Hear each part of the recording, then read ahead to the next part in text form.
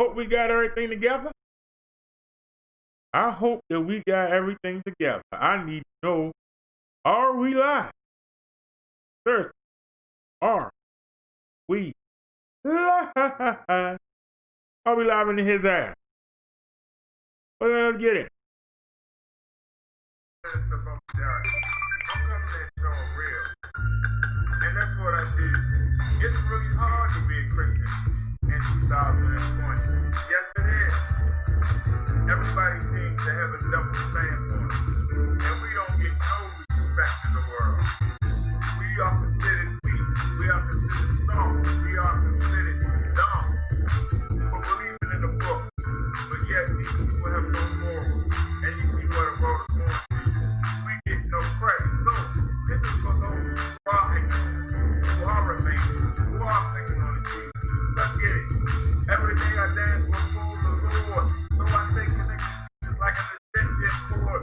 I walk around the Christ as long as my name is in the book of life. Let my light shine. Let it broadcast worldwide. I let Jesus be my guide. And if he lets me live another day, I'll continue to come to the people and say, hey. Stop being selfish, stop sinning, come to God and start winning. I roll with the Lord who is in control. Heaven is my goal, this earth is a pro level. I help my fellow man deal with the devil. He's a liar, he's a fraud, his desire isn't be away from my God. The most people I come off as righteous, but if tempted, I might just do a few of the things that God can't stand ground on.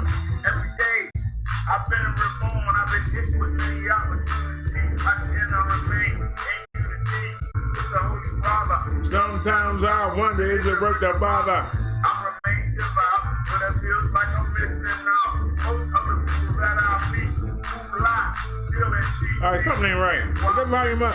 Like me, our time is spent struggling. Yeah. It should be the other way around. I'm not complaining, but I need to tell someone who's living it up to give it up. What happened to the enemy? Doing right is a headache. There's got to be a better road today.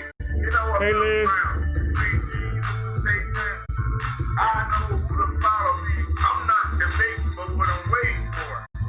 Satan is winning the battle, but God is winning the war. Every day I dance before the Lord, so I think that you see like an extension cord. I walk around the Christ as long as I got a commercial. the book of life. So let my light shine. Let it broadcast worldwide. I let Jesus be my guide. Hit that thumbs up on the way in. Another day, I'll continue to come to the people and say, stop being selfish, stop saying that, come to God and start winning. I roll with the Lord, He's in control, He's in heaven is my goal, this earth is the first level. I help my fellow man deal with the devil. He's a liar, he's a fraud, his desire is to keep me away from my God.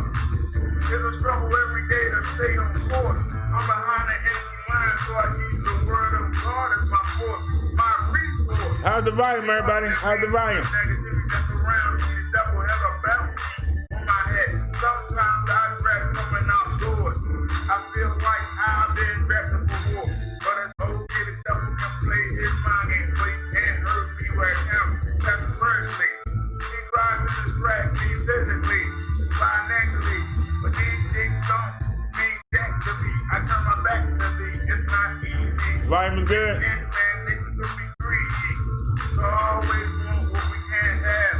The material means nothing to me. Hey, Don't make me laugh. a people to do a bit with the difference. It's all show. The both of these bills Take me where I got to go. but if I cheat or steal, then I lose about section. To a house for election, to be under Thank the you, Liz. direction of a sick demon. Go is to own my soul, no thanks. I roll with the Lord who is in control. Hey.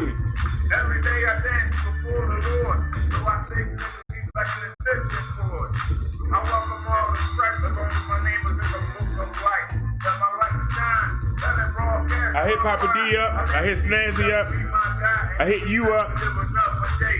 I continue to come to the people and say, stop being selfish, stop sinning. Come to God and start winning.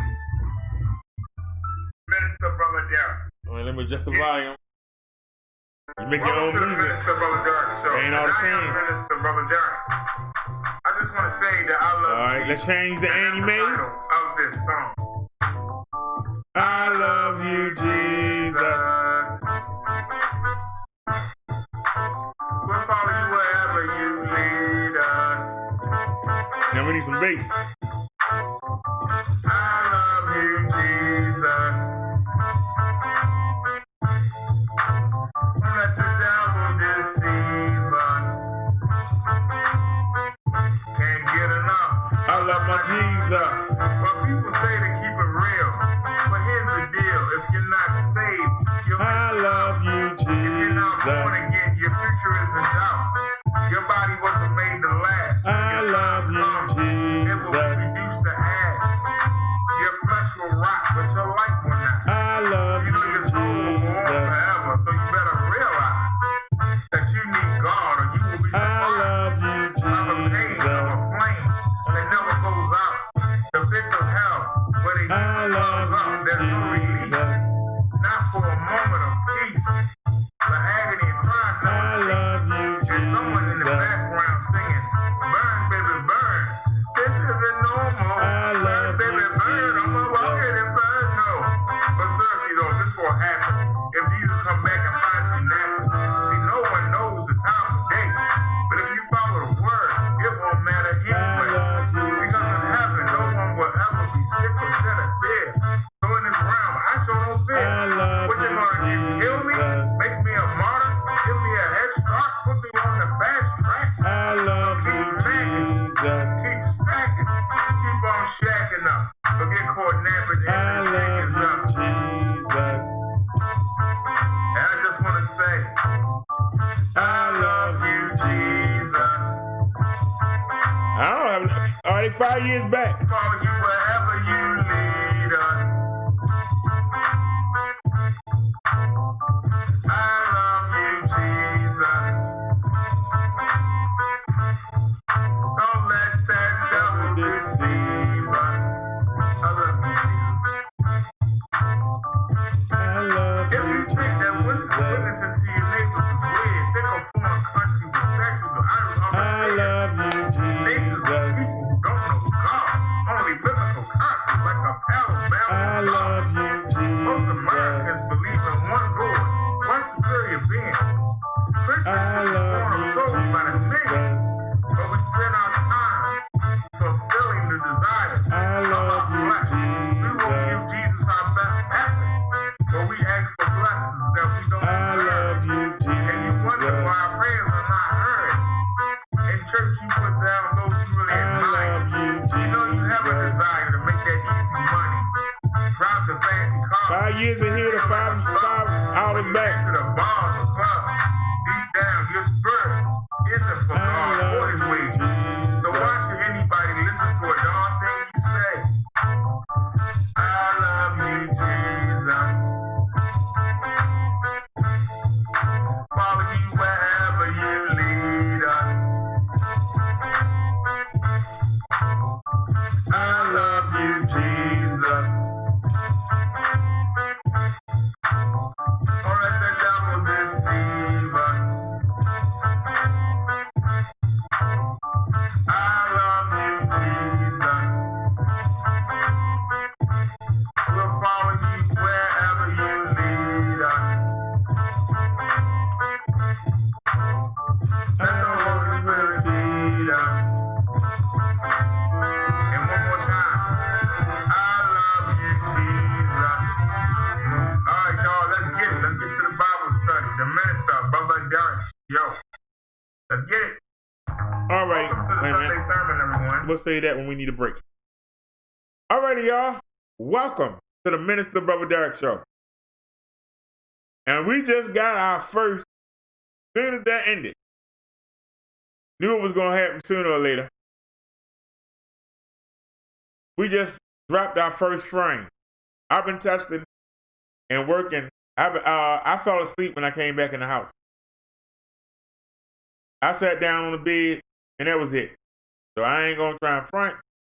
I ain't going to make no excuses. I got up about 3 a.m., and I've been working. Now, I want y'all to listen I'm not going to say a word. Can you hear the air conditioner?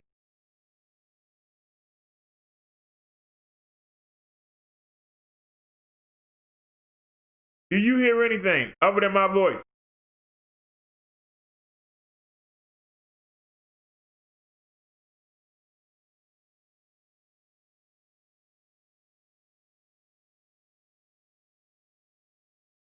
So, think we got the microphone fixed. We use something called Reaper, and we use Reaper. I recorded the noise in the room, and then we pushed the threshold to ignore it. But I kept talking, so it knows to pick up my voice. It knows to pick up the music, but it's not supposed to pick up the background noise. Now, occasionally when I speak, when I'm talking, it might pick up a little bit. You might hear a little gurgle in the background. I got it on the fast attack, meaning that when I say something into this microphone, it releases the audio. When I stop talking, it closes it like a trap, like a Venus flytrap. Opens it, closes it. So we got it on 10 seconds. So it's supposed to open and close, open and close, open and close. And I had been using the desktop audio just a little bit. And I realized that the desktop audio was fighting with the volume coming from the microphone. Like I said on my show, we don't use headphones. Everything goes through the HDMI port, and then it comes out the two 5.1 system. And we do everything straight. There ain't no this here, this there. It's straight. So it's easy. I won't turn the volume down. I just lean over here, touch the TV. Remote control right there if I want to use it. But it's just easy. Just reach right here, touch the TV. 40-inch TV right here out of reach. It's out of your sight. You ain't supposed to see it. My microphone is right here. See what my hand is? Microphone is right next to my hand. It ain't in front of my face. It ain't under my mouth. It's to the left, out of sight. I make myself small so y'all have a big screen. So people want to see you. Why would I want to put a microphone in front of my mouth and block my face? If the people want to see you, why would you cover yourself up? We have a microphone on the screen next to my head. If you want to see me talking to a microphone, there's a microphone right there. There you go. We also took me some rearranging and a whole lot of time. But Band 2 had the strongest download. And the upload is terrible. We finally got the upload to work. So we're not going to have no problem playing no videos. No matter what they encoded in, we're going to be able to play them. And we're going to be able to be in what we're in. Glorious 2K. I'm waiting for the bottom to fall out. I'm feeling blessed. I've spent the past 6 hours. And I also got to watch one of the wrestling. But I spent the past 6 hours working. And now it's time to see the fruit of my labor. For those of you wondering why I spend so much time on the audio, and once again, let's listen.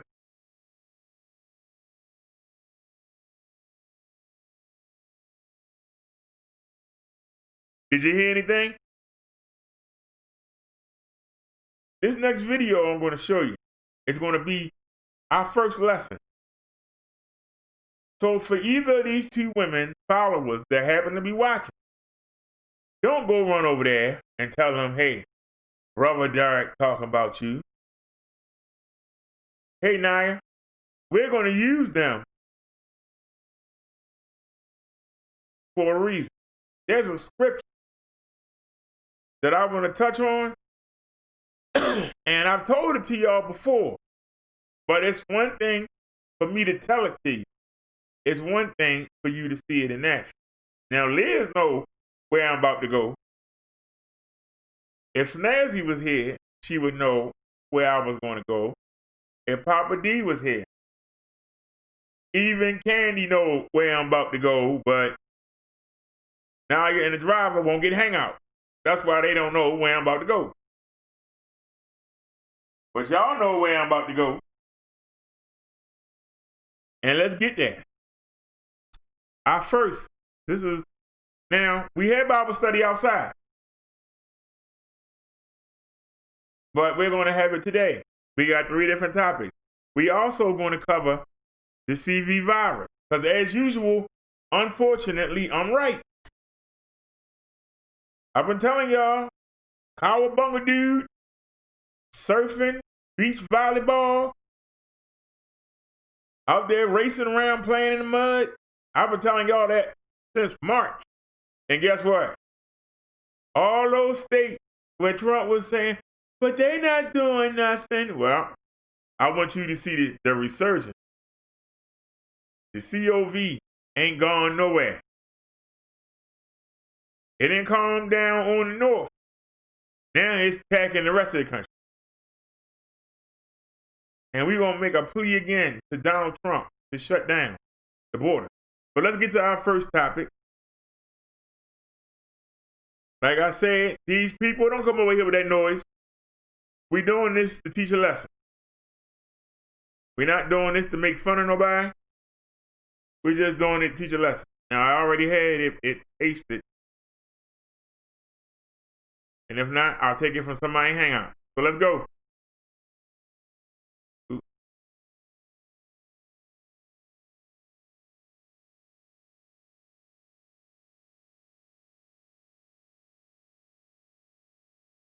Do a refresh.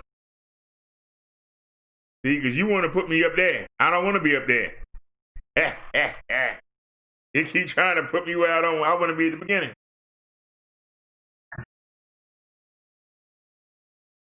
This is... I've been looking at different YouTube channels.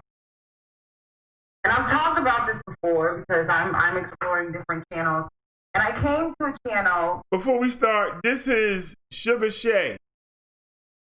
I don't know her, but I'm sub to her. I'm also sub to Sugar Delight. And to be honest, I think one's a little bit lighter than the other. But they both black female.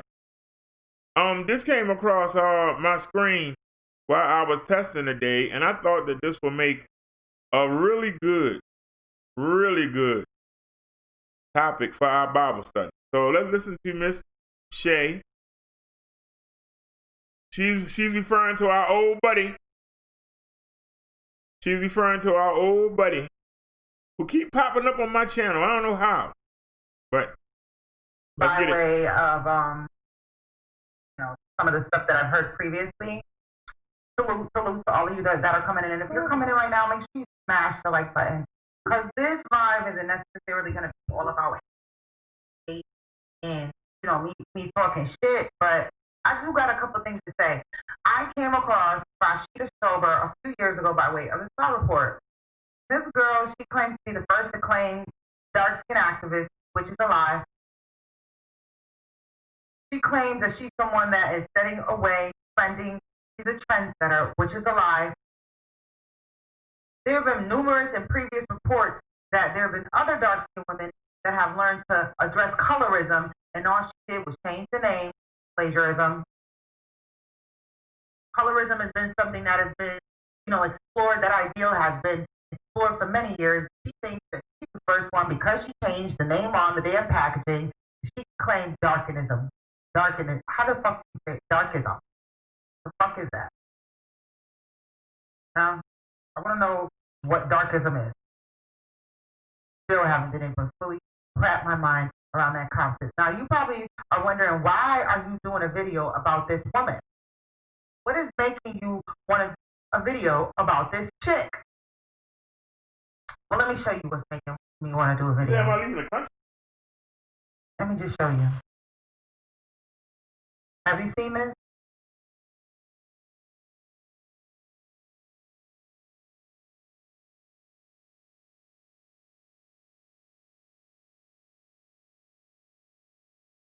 She's having Strike one.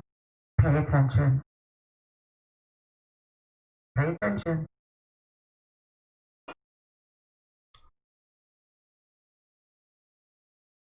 Now this is why you don't wear headphones.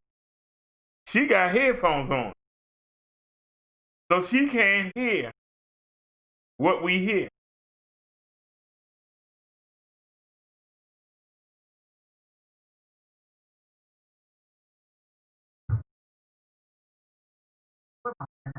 But we're not making fun of her. It just happens to be her video. Because I don't got nothing pre-planned on this one. This is going to come straight off motherfucking. So ugly. I'm jealous. From Star Report. Okay, let's keep going.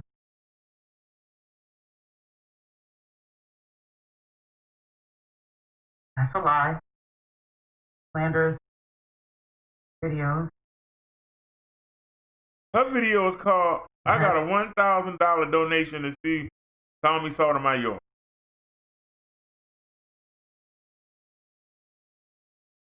They'll give her $1,000 to waste on Tommy. But y'all won't help me get that scooter.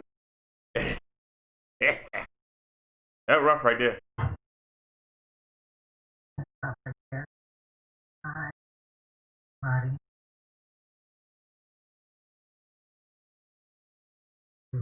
But we love to hear it, dear.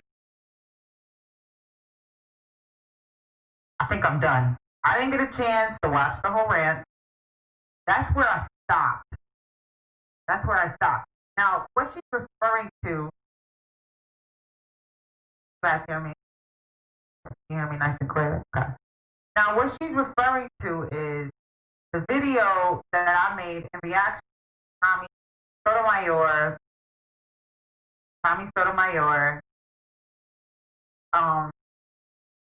after they found audio of this woman verbally abusing her child. So now she's mad because you were about to lose your child. You were about to lose your child. You were about to lose your child because you've been verbally abusing her. And now she's mad because she's been caught as a verbal abuser, raising up all this money for lawyers. Bitch, why don't you just take that money and focus it on your damn child? You sit up here about to waste all this money on a lawyer. You done got over 2 racks. 2 racks from all of your crying and shucking and diving and scamming.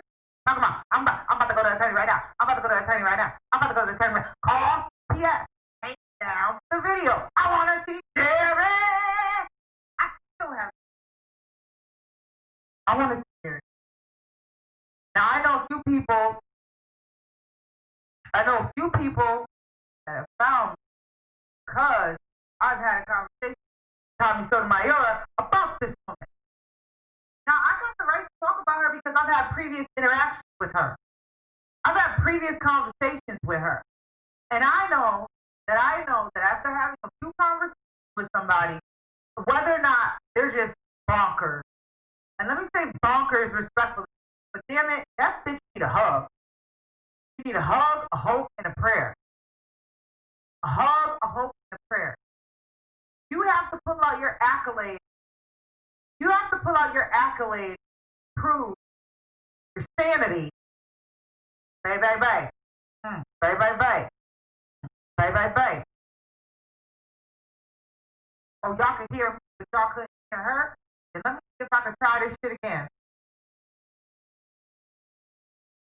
Evidently, something didn't work right. If I could go back and get the slander on what she said about me. Oh, y'all couldn't hear it? Okay. Right. That's okay. When first you don't succeed, try again. Try again.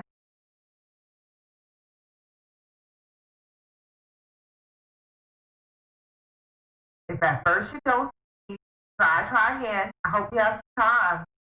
Let me know if you hear this audio. That's what I want to know. Is something going on with my Streamlabs?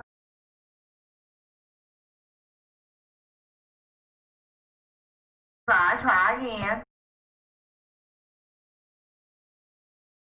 Hear the audio?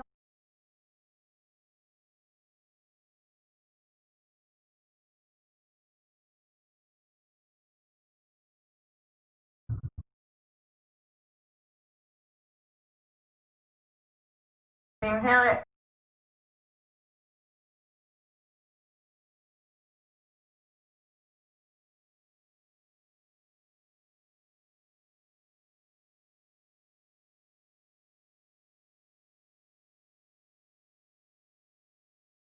So you need advice from me. Because if you took the advice from me, we wouldn't have video footage of you verbally abusing that little girl. Y'all hear her what she said? She said that I am so ugly, that I am jealous because she came on the Star Report. And I was jealous of her being on the Star Report. She said that I'm a nobody. That's basically all I wanted to hear Now, say. That woman, Rashida Strober, said this woman was ugly.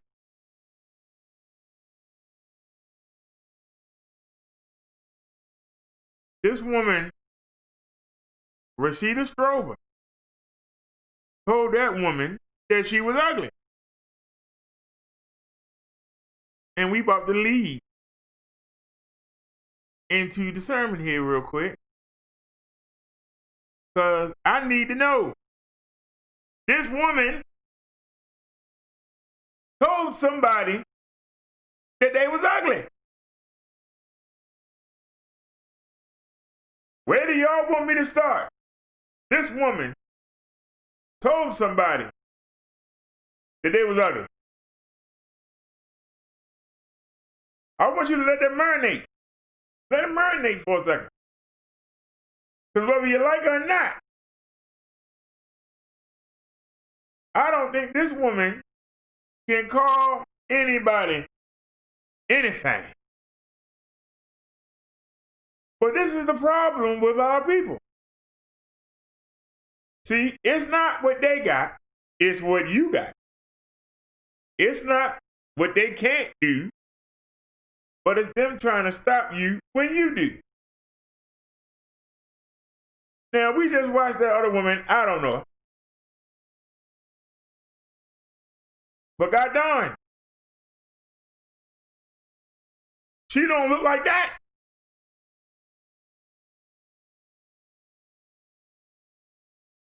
If she's supposed to be a dark-skinned activist,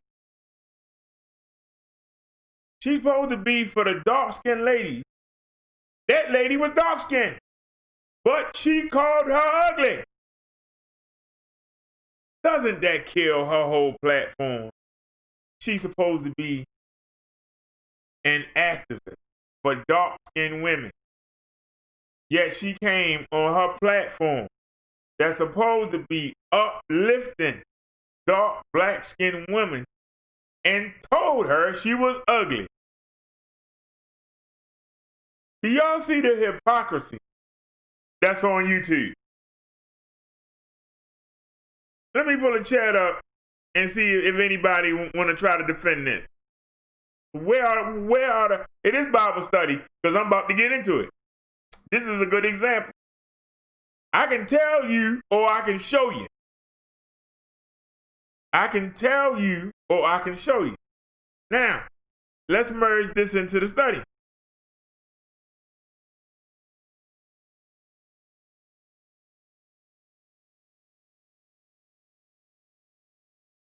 Give me 1 second here.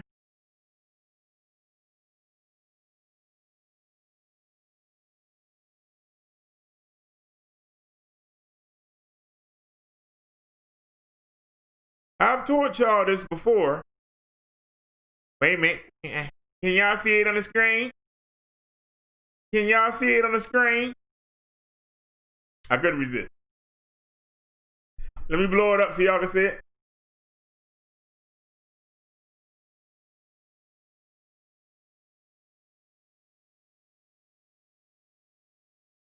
Matthew 7, 3-5.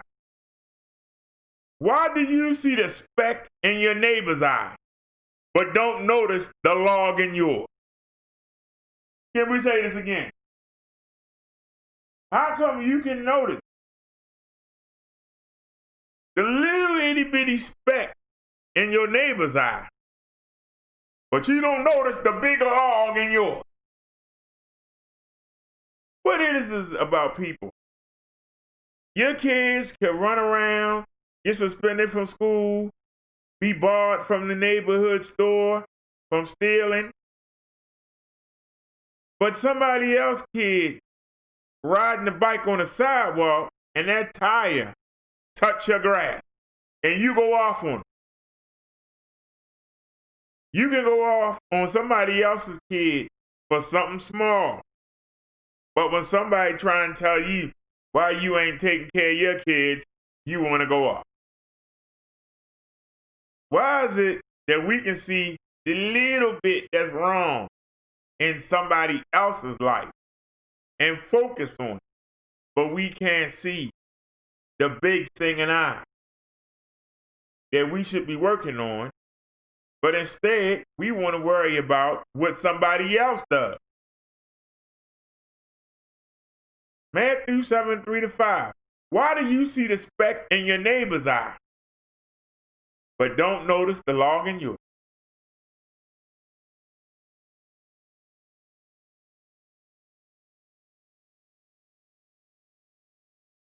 So let's get it. Why do you see the speck in your neighbor's eye, but do not notice the log in your own eye? Or how can you say to your neighbor, let me take the speck out of your own eye while the log is in your own eye, you hypocrite? First take the log out of your own eye, and then you will see clearly to take the speck out of your neighbor's eye. That's Matthew 7, 3-5. From the lips of Jesus Christ himself.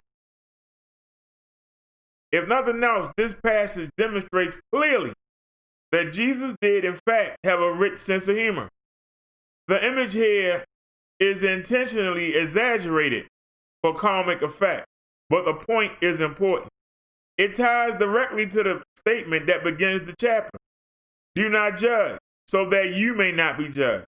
It's all too easy to expend our energy judging others, but we are seeing through human eyes, which means our own perspective is at least as flawed as theirs. Our first priority is to remove human obstacles from our own spiritual sight. When we do, what we see is not what others are doing wrong, but rather what we can do to support their own efforts to see clearly. How do we move the log from our own eye? Prayer and meditation and willingness. If our intention is to see clearly ourselves, not to impose our flawed vision and judgment onto others, the energy of God will guide us effortlessly in that process.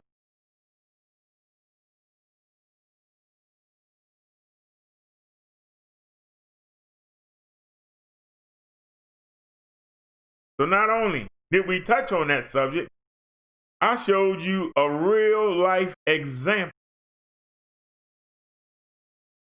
Why is it that we can see when somebody else do wrong, but we can't see the wrong that we do? Why is it we can tell somebody else to get their children straight, but we don't get ours straight? Why do we tell somebody else to trim their hedges when we got weeds growing in the backyard to the daggone sky? Why is it that we can always see what somebody else is doing wrong, but we can never see what we doing wrong? And I gave that to y'all as an example. So you can't say you didn't understand what I was saying. I gave you a real live example.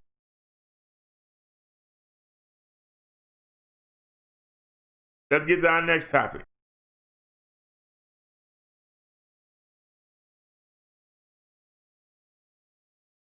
Hope I got the right one.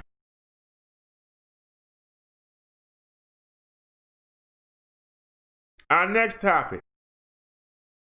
Let me pull the chat up, because I don't need to see that. Our next topic. I've heard this phrase. We talked about it outside yesterday. I've heard this scripture in movies, but didn't really understand it. But it stood out. Normally, I've heard it in old action movies. When they're in the desert, they being chased by somebody, or they looking for somebody. And they'll say, I traveled down to the valley of death. It's even a song. I didn't understand what that meant as a young child, as I heard this song and I watched that movie. So let's take a look at it. Though I walk through the valley of the shadow of death, I will fear no evil.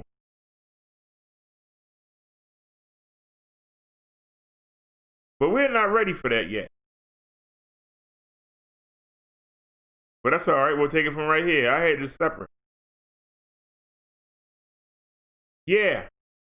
Though I walk through the valley of the shadow of death, I will fear no evil, for thou art with me, thy rod and thy staff comfort me. Let's stop right there. Roll on back up, because I don't want to see what they had to say. Go right there. As I walk through the valley of death, my staff and my rod comfort me. What does that mean? For those of y'all that paid attention yesterday, there should be some answers in the chat, because we covered it. We covered this yesterday. Were y'all paying attention?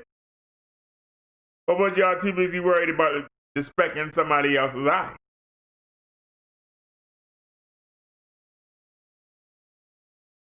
As I travel through the valley of death,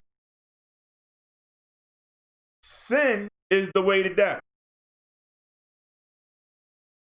And as I travel on this earth,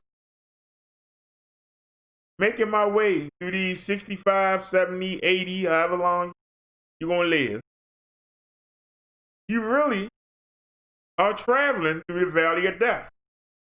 Because sin equals death. Sin is to be away from God.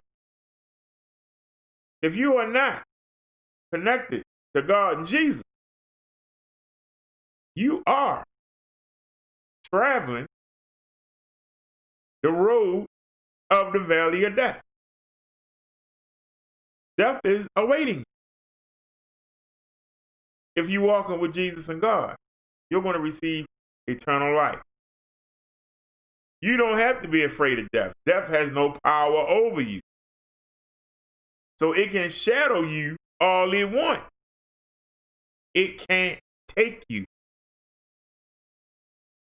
If you are connected to Jesus and God, death cannot harm you.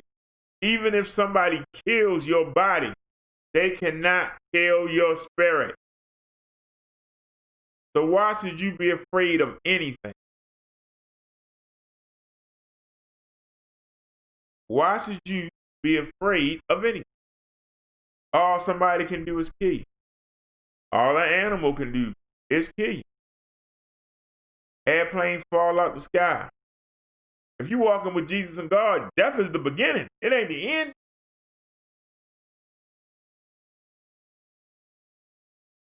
If you're walking with Jesus and God, death is like a 20-year sentence, really an 80-year sentence.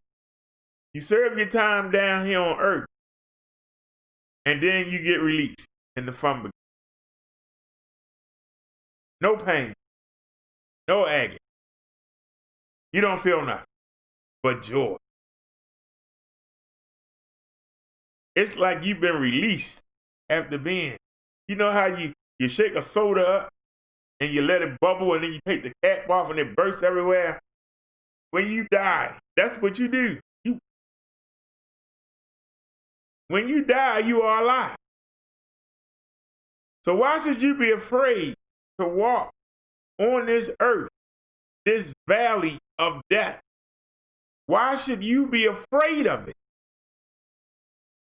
when you know it can't conquer you? He also said, my rod and my staff is my comfort. The Spirit said one thing, I said something else.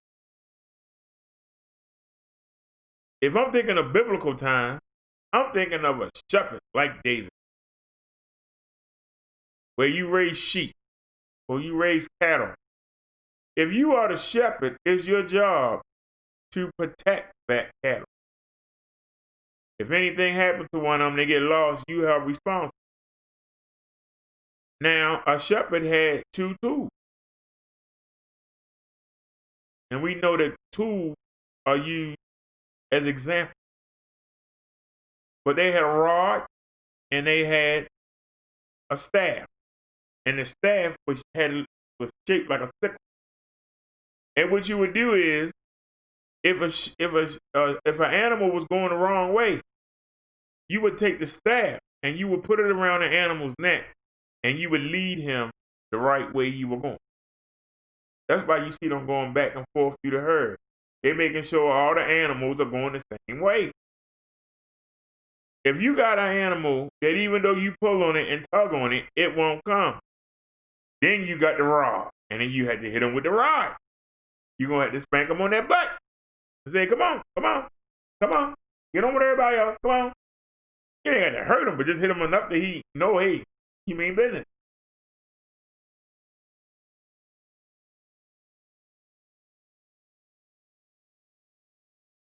Sometimes we get so caught up in what we want to do that we're not listening to what Jesus and God want us to do. And sometimes they'll take that staff and put it around our neck and try to pull us back. If they got a certain plan for us, but you got a plan you want to do, sometimes they'll let you go ahead and do what you want to do and it'll fail. It'll fail. And then they gently try to put the staff around your neck and bring you back. Some people are resistant. I'm going to make this work. I don't care how many times I fail. I'm going to make this work. For those people, they might have to get the rod. And they might have to spank you. You might have to lose your money. You might have to lose the people that love you. You might be in a car accident. You might develop a disease. Whatever it takes to stop you from going down that wrong road, Jesus and God will do. Sometimes you going down that road will lead you one of those things. And they'll send people to warn you, and you won't listen. Everything you touch just won't work. And instead of coming back and saying, what is it I'm doing wrong? Am I not doing what you want me to do? What do you want me to do? Hold on a sec, y'all. I don't think the air conditioning is on. Is it?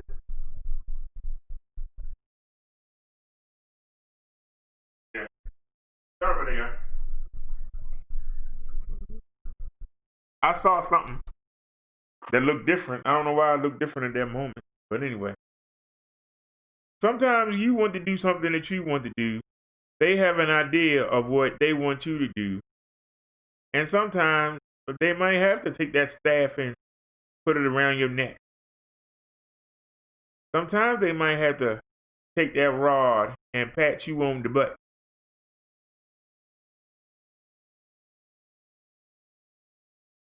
So I believe when he says, I'm comforted in the knowledge that if I go astray too far, Jesus will bring you back. Right?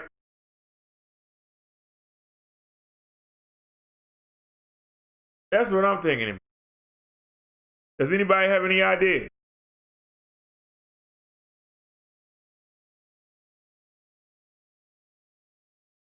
Is there anybody here?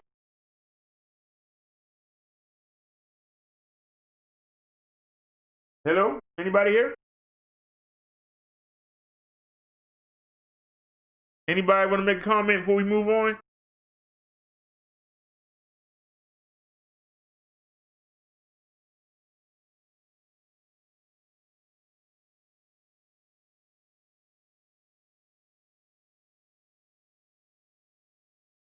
Hello?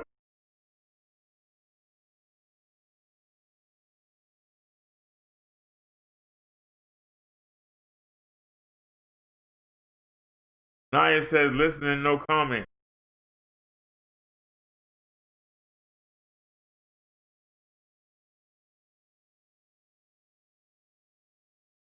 I also was thinking,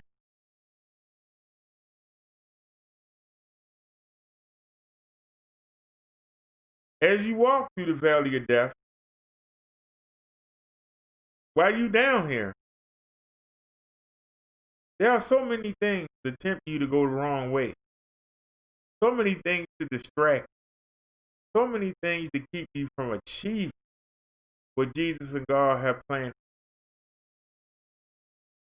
Sometimes you might have to miss out on stuff. Sometimes it seems like other people are doing better. Sometimes it seems like some people are successful.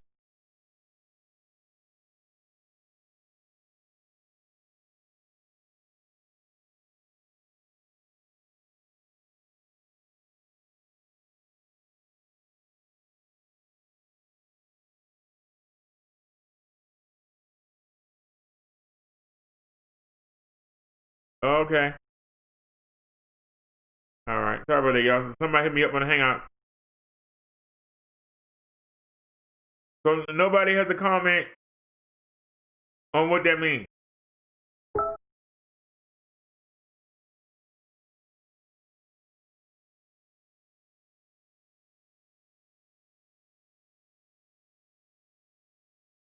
Snazzy just sent something.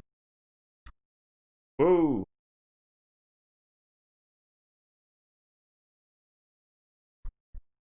Hold on, y'all.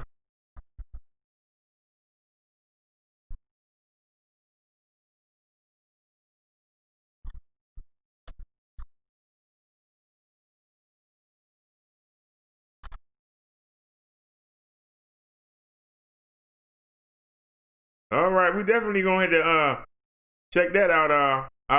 That's definitely. Damn. I'm live, woman.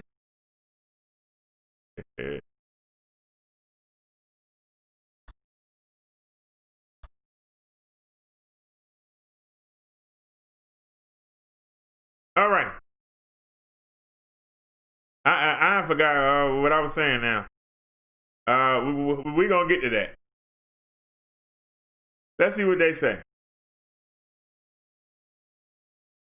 Yeah, though I walk through the valley of the shadow of death, I will fear no evil. For thou art with me, thy rod and thy staff, they comfort me. Some Christian interpreters and even Jewish expositors understand the rod and the staff of verse 4 refer to two separate instruments a shepherd might carry. I myself have thought of the rod as a short instrument used for defense against robbers or wild animals, and the staff as a shepherd's crook to guide or rescue the sheep. I have also pictured the rod as a means of disciplining a wayward sheep. Sometimes a shepherd has to use his rod to knock an ornery ram on the head in order to get his attention. If these are true pictures, Then David found comfort in believing that God would both protect and guide him while even correcting him for his ultimate good. Woo! All right. On the money.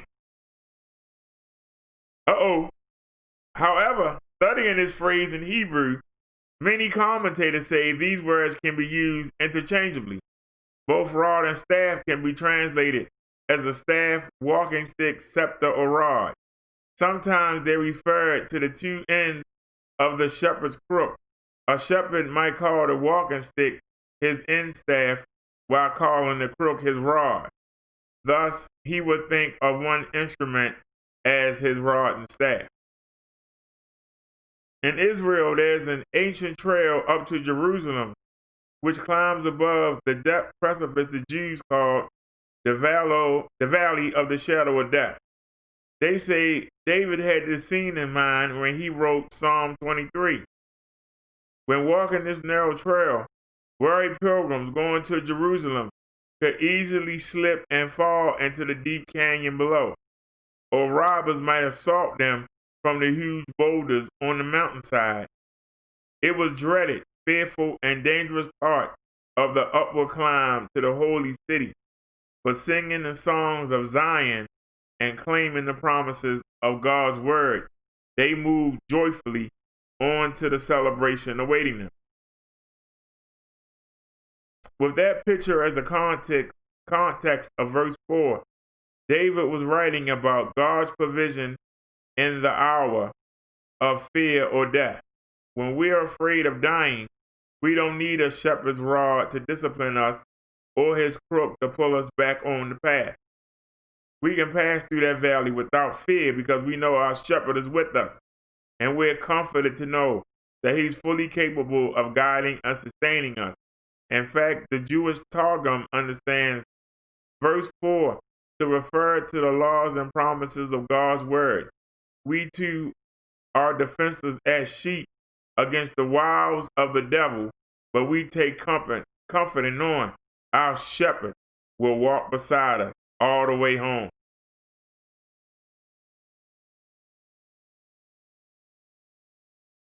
All right, I was right on the money. I got nervous for a second. Hey, Snazzy, I was trying to get. I said, wait a minute, maybe I was wrong. When that guy said, some people think, I said, uh-oh. But nope, I was right on the money. I was right on the money. And let me stop saying I was. The Holy Spirit was right on the money. Woo.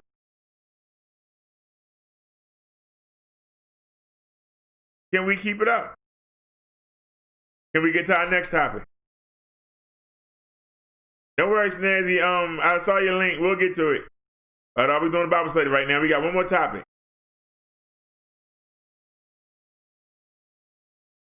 Wait a minute.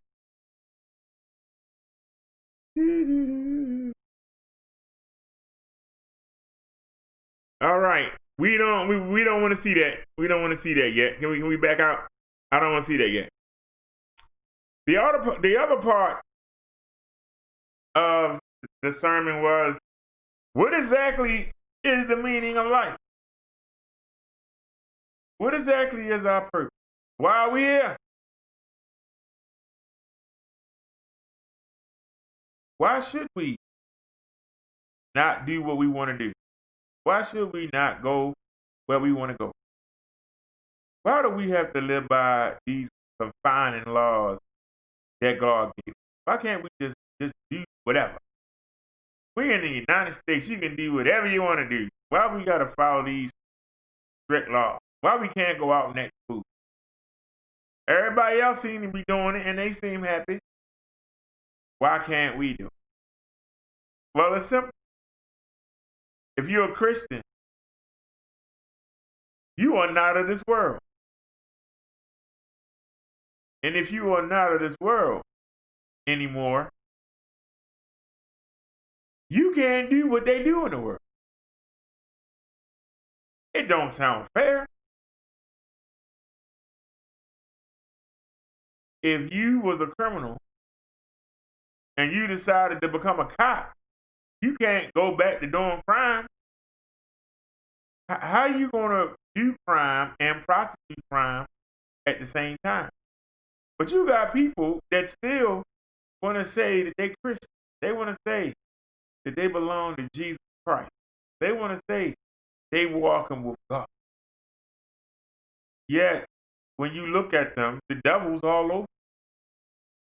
The devil's over everything they do.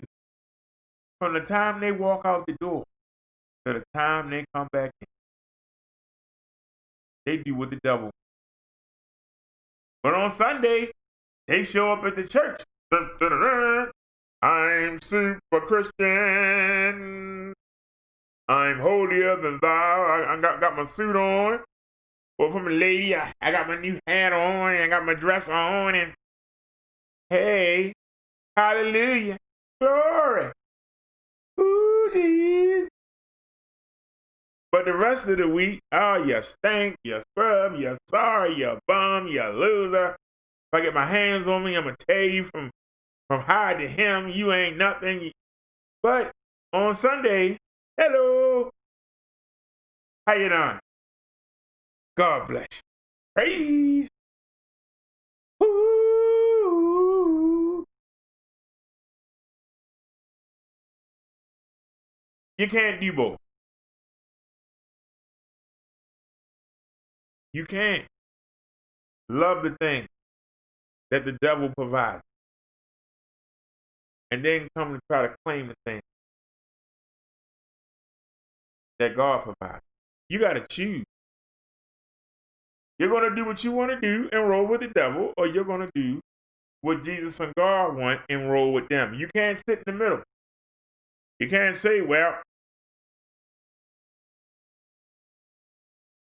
I'm going to go and protest the school being shut down, and then I'm going to go stand with the people that want to shut the school down. Well, you either want the school to survive or you want the school to shut down. We got a lot of people that ride the middle.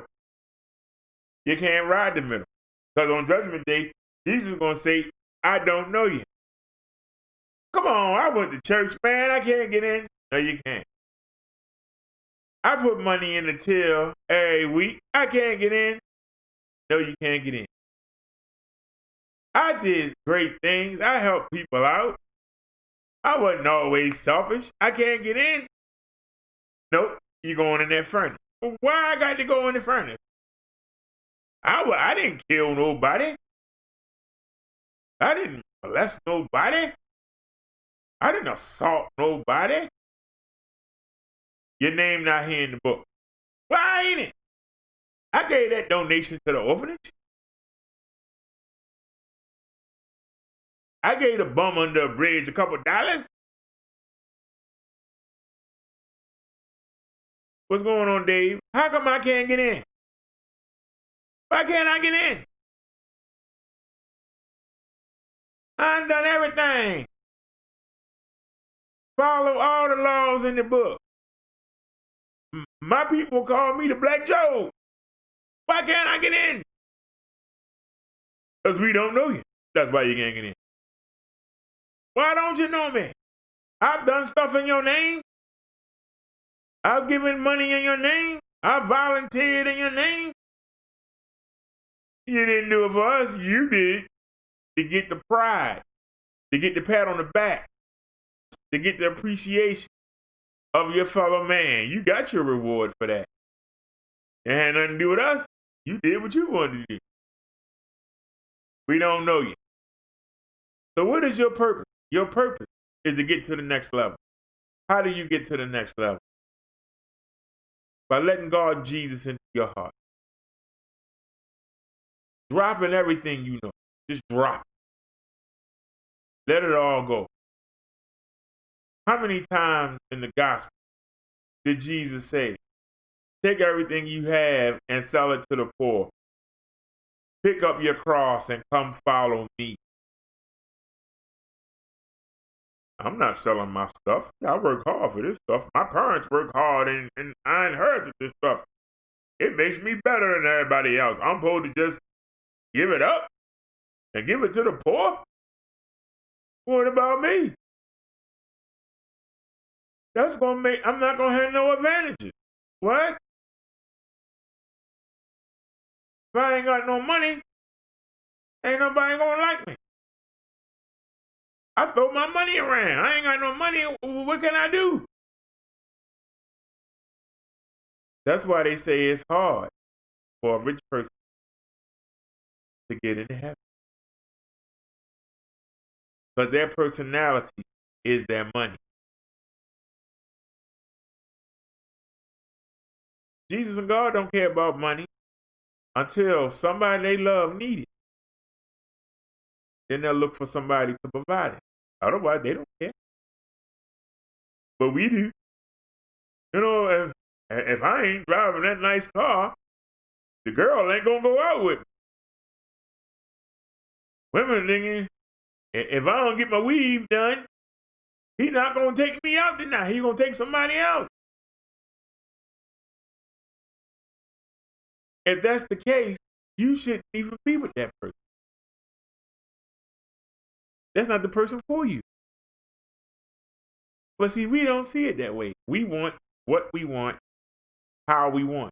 So if you want to do what you want to do, because that's your purpose in life, to follow behind everybody else and do what you want to do, then go ahead and do it.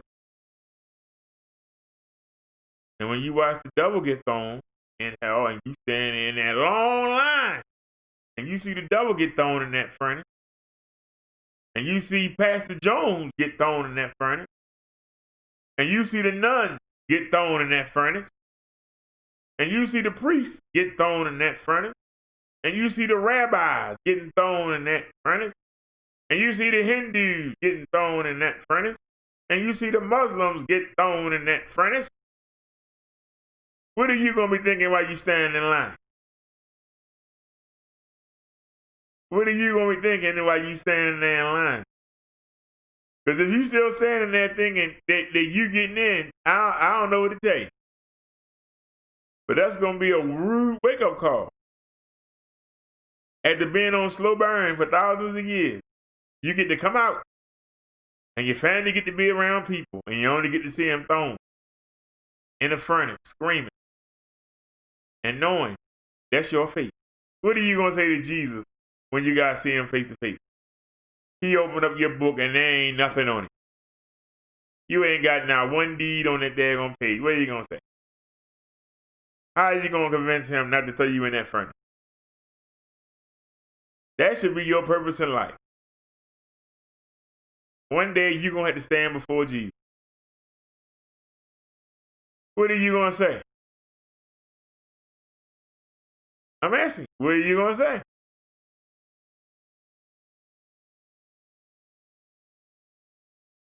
All you got to do is stop doing what God don't want you to do.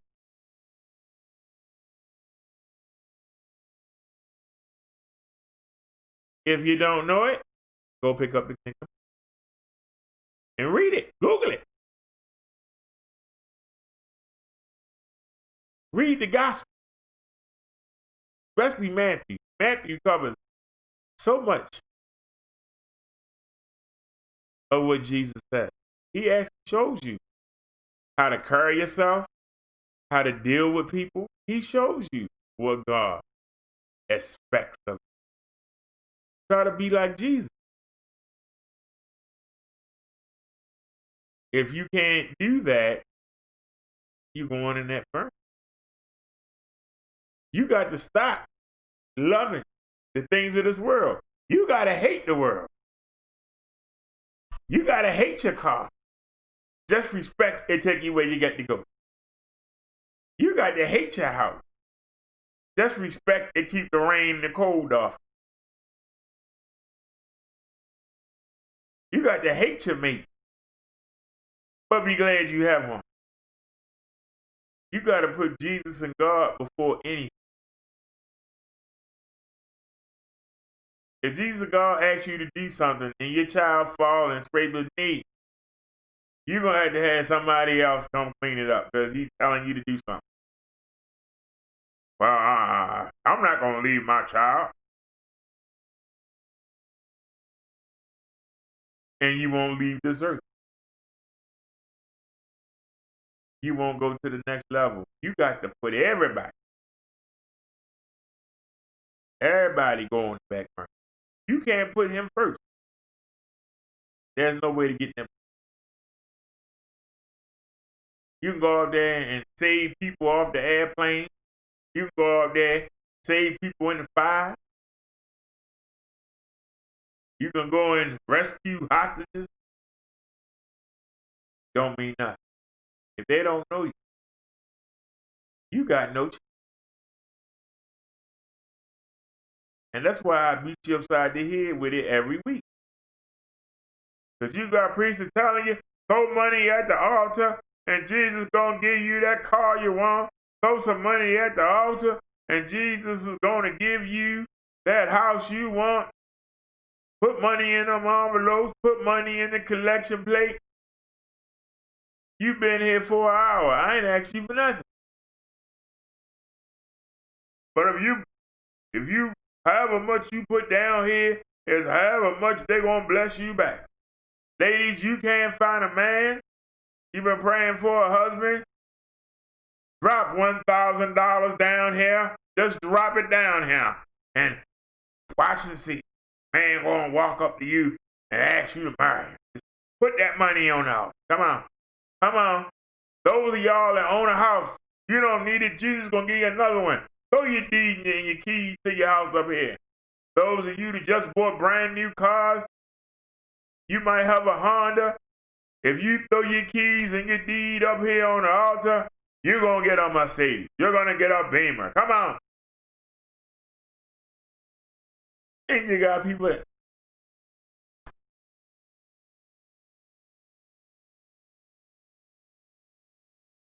What are they going to say when they're in that long line? And they see their reverend or their preacher. First one to go in there. They're like, oh. The Rev gone. You know the Rev and the pastor go, then the deacons go, then the choir go. Where you going? Where you going?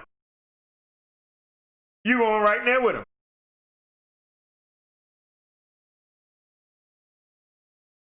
But I trusted him. You going right there with him. Don't put your trust in no man. Y'all watching me right now. Don't put no trust in me. Go look up what I said, and if it don't make sense, come back in here and say so.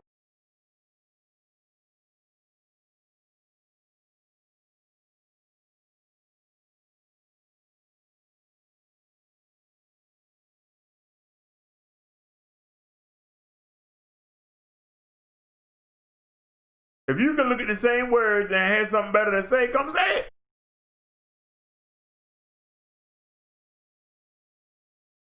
Don't let nobody lead you the wrong way.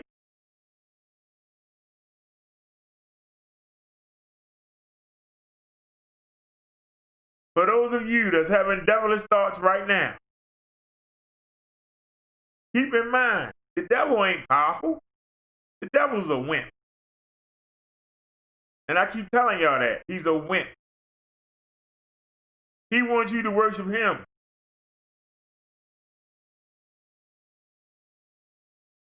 But here's the problem. The devil gonna be the first one to go in the furnace. And he's known about it. I think it was 2,000 or 3,000 years before Jesus. And I know the Catholics are mess with the calendar, but we'll go with the current state. It's 2020 years after Jesus died. And the devil has known this whole time he's the first one in the furnace. Has he repented? So why would you follow the devil? He can't even help himself. He just wants company. He don't want to be the only one to go in there. And that's why he get in your mind and get you to do and say the stupidest thing so you can do what? Join him. Because he can't rule you down here. But if you don't perish in the furnace, maybe he can rule the furnace. Maybe he can rule you before you evaporate. Because he'll still have his power over you. Maybe he can cause a little trouble before you evaporate to nothing. Before you go to ash. Maybe he can get you to do one more thing. What is your purpose? Your purpose is not to wind up there. You got a choice. And you can make the right choice or you can make the wrong choice. Because I tell you something right now. There are ladies here in the chat. Do y'all know what buyer's remorse is? Somebody tell me what buyer's remorse is. I'll wait. Somebody tell me what buyer's remorse is. What is buyer's remorse? We got ladies here in the chat. Y'all shop all the time. Dave, you in the chat. What is buyer's remorse? Somebody explain it in the chat. Make sure y'all woke. What is buyer's remorse?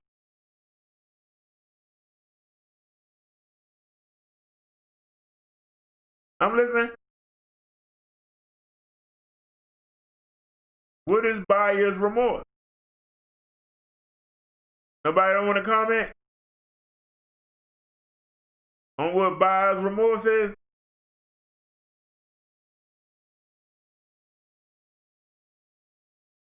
Come on, somebody can answer. What is buyer's remorse?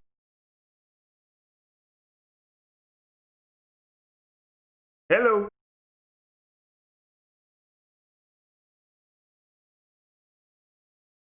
It's like pulling teeth to get y'all to comment, man. Anybody? Somebody.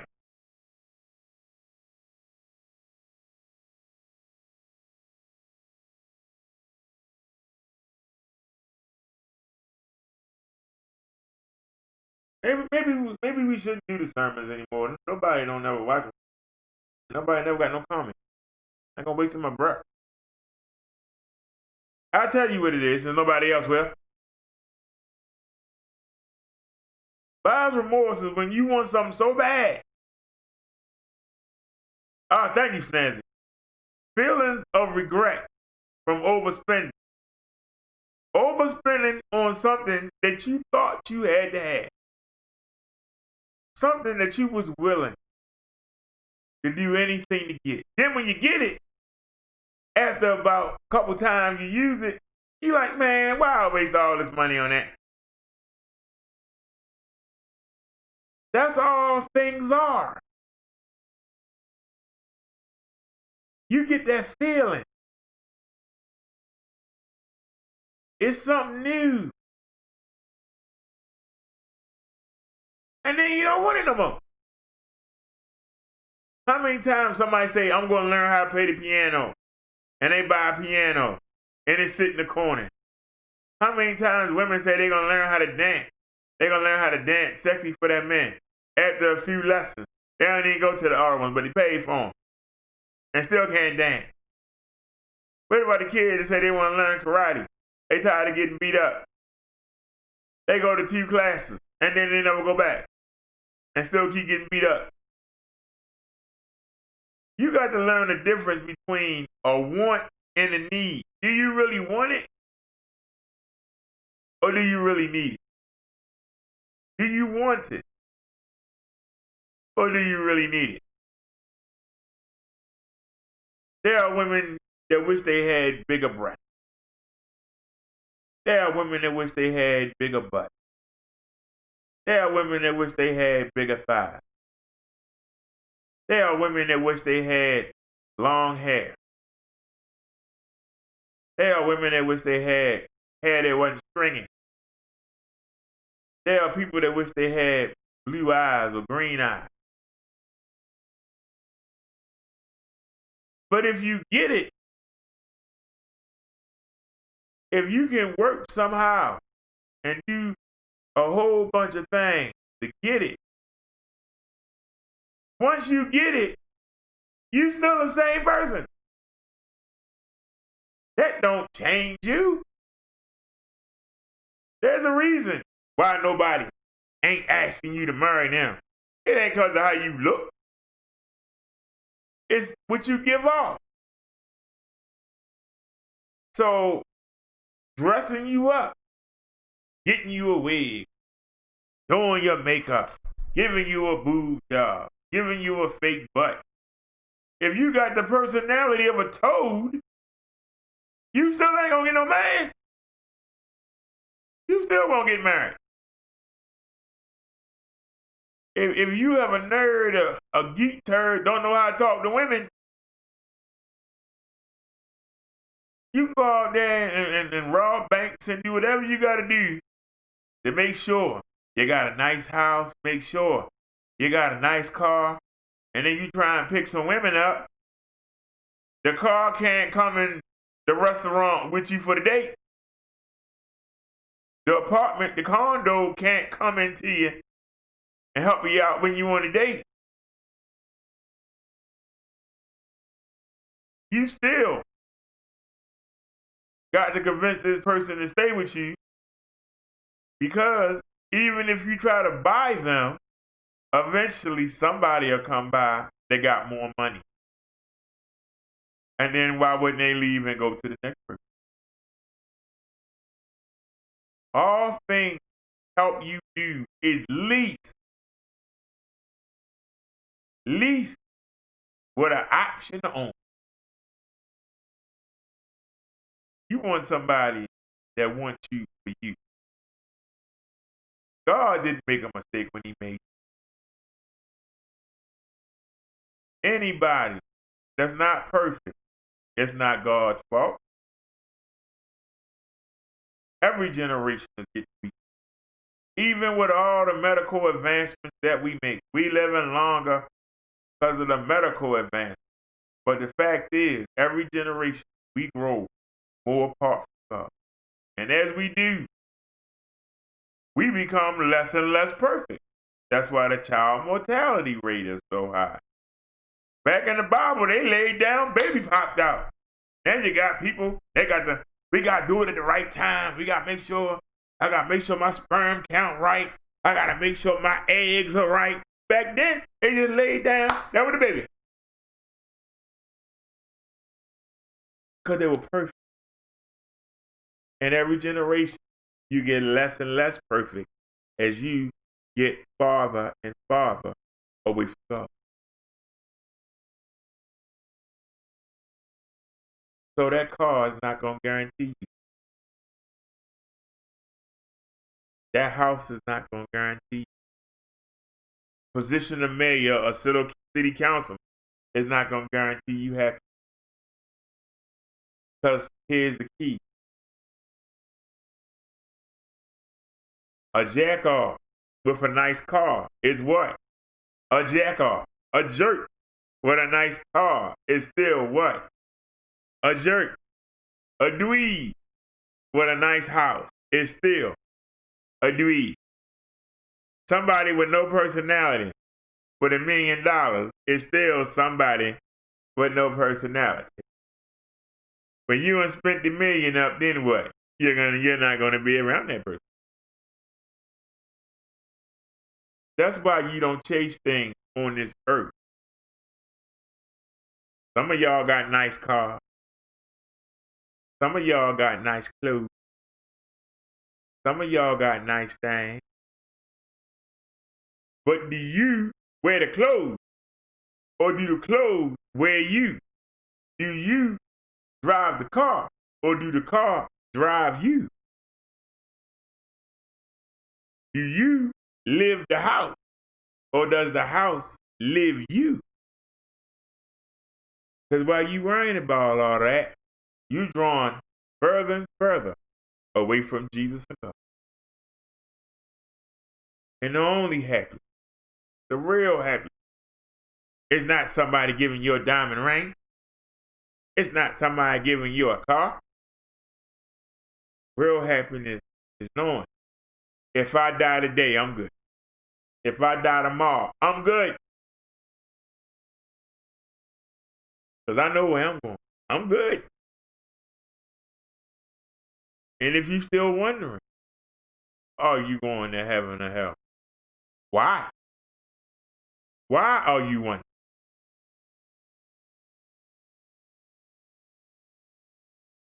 With so much technology, it don't take nothing but to go to Google and look up. But you would rather wonder as you chase your pretty car, as you chase after men or women, as you chase jobs, as you chase political power. You chasing all these things. Where's your endpoint? Because when you get what you want, if you ain't got Jesus and God in your life, you're going to get tired of it. I'd rather be happy. If I don't get another thing, I'm still blessed.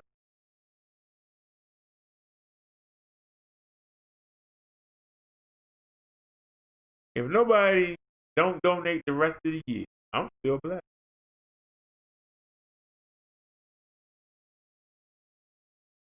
If I don't get this apartment, I'm still blessed. If I don't get that scooter I want, I'm still blessed. I'm not going to let that make me. A scooter don't make me. An apartment don't make me. I make me. And my faith and my desire to do what Jesus and God wants me to do, that's what makes me. And that's where I put all my faith in, all my religion, all my time. I put my time into that. And I try to be an example. Because people say, you sure is happy not to have nothing. What do you have that I don't have? I guarantee you whatever you got is giving you trouble. You had a man brag about, people like Brother Derrick ain't got no family. That's why they always online. But yet, that man family in shambles. Got a wife that's messing around with young boys on the job. Got a son that can't keep a job and can't stay out of jail. Have a hard time seeing his grandkids. You want to talk to me? You got problems. I ain't got no problem.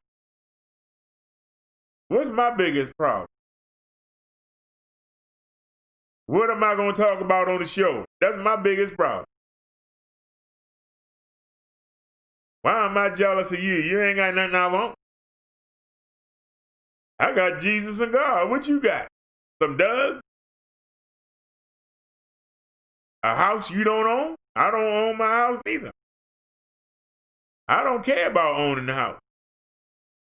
Because when I die, I can't take it with me. What good is it?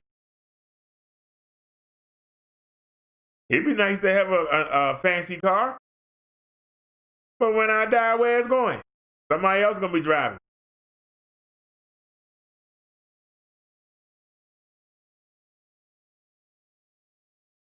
It'd be nice to be married and have a wife. I don't know if I got 2 years, 5 years, 7 years. But somebody else is going to be sleeping with her once I'm gone. Right? What am I going to get excited about?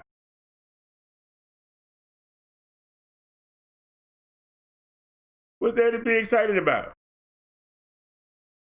No matter what you get, somebody going to have it when you close your eyes. That ring on your finger, somebody else going to have it. Your husband might take it and offer it to the next woman. She might be walking around with it. You won't know, you won't be here. Everything you have is expended. Ain't nothing worth dying over. Ain't nothing worth crying over.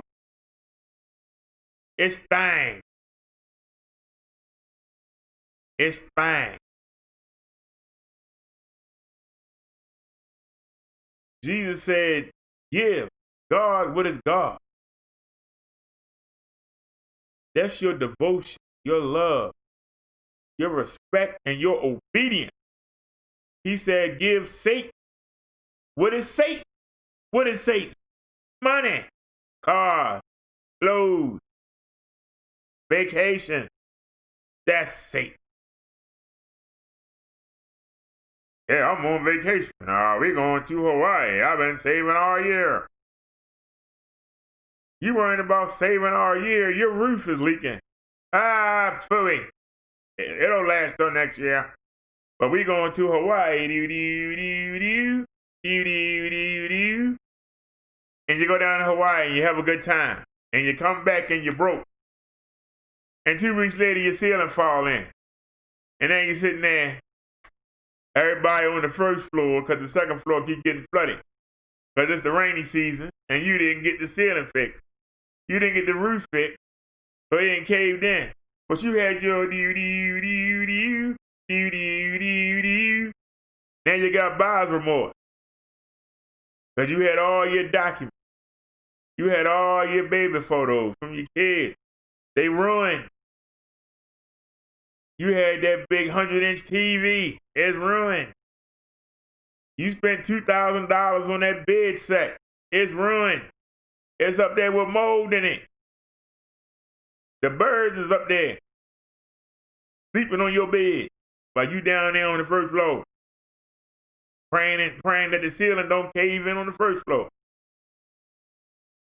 Because you went and did what you wanted to do. You did what the flesh wanted.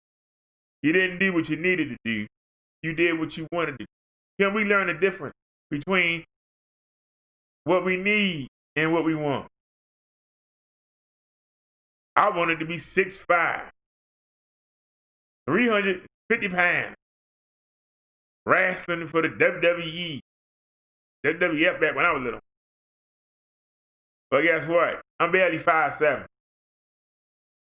Not gonna happen.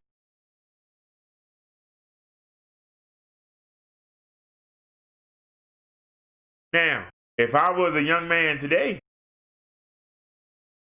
I had a chance.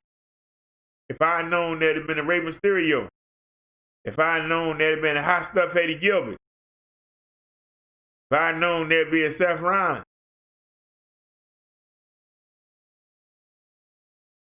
things could have been different. Things could have been different. But back when I was growing up, you wasn't 6'4" or taller, you wasn't getting nowhere.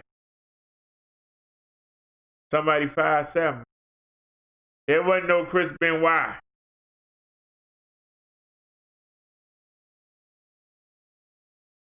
There wasn't no Lucha Brothers. There wasn't.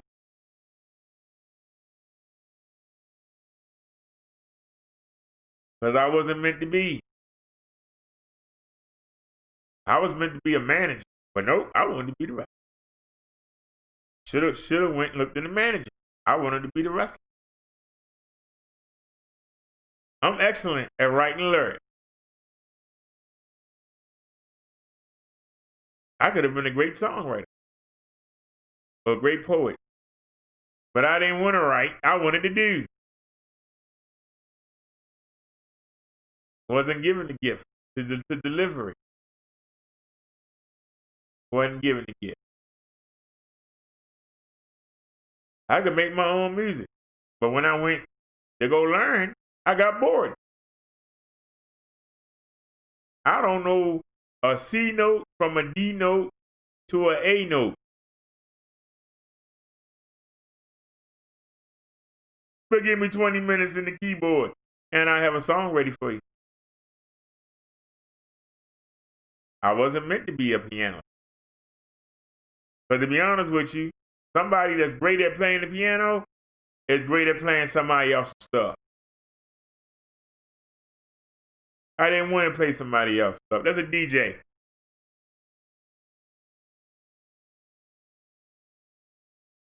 I didn't want to learn how to play somebody else. Because whether I knew it or not, I'd be copying them because that's what I was taught. That's why I really didn't enjoy going to Bible college. Because I didn't want somebody to teach me. Let the Spirit teach me. I don't want no man to teach me. Teach me what? how to hustle the people. I need somebody to tell me, they go, hey, glory, hallelujah, woo, can you hear me? Can you hear me now? I said, you know, Joshua said, you got to come walk around this building 6 times and you got to blow that horn, you got to blow that trumpet, and the walls came down. You got to go to school and learn how to do that. I will regret wasting money going to Bible college. Somebody got to teach you how to do that.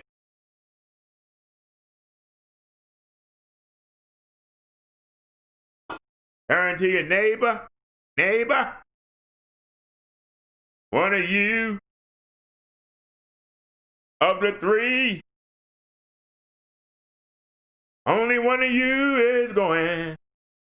Only one. Turn to your neighbor. Turn to your other neighbor. Only one of you is going. The other 2, you're going to hell. You got to go to school and learn how to do that. Certainly. I'm just asking. You got to go to school to learn how to do that.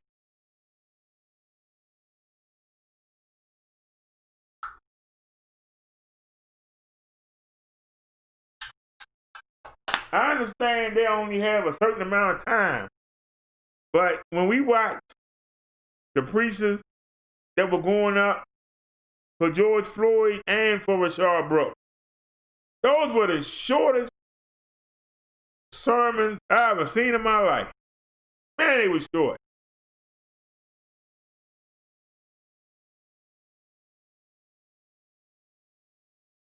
Like, why are you there?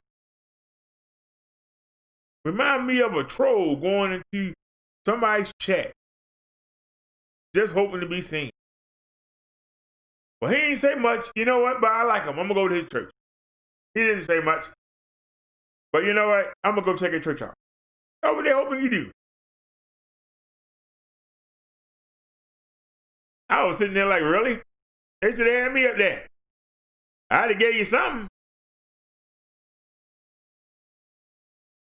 So let's go back to this. What is the meaning of life? Let's see what these people say. Was that anywhere close? Let's blow it up so everybody can see it. What is the meaning of life here? What is the purpose? Oops. That's what I typed in. What is the purpose and meaning of life? Why are we here? Everyone looks for meaning in his or her life. It is not at all satisfying to think our lives have no more meaning than just being born, living a short while, and then dying.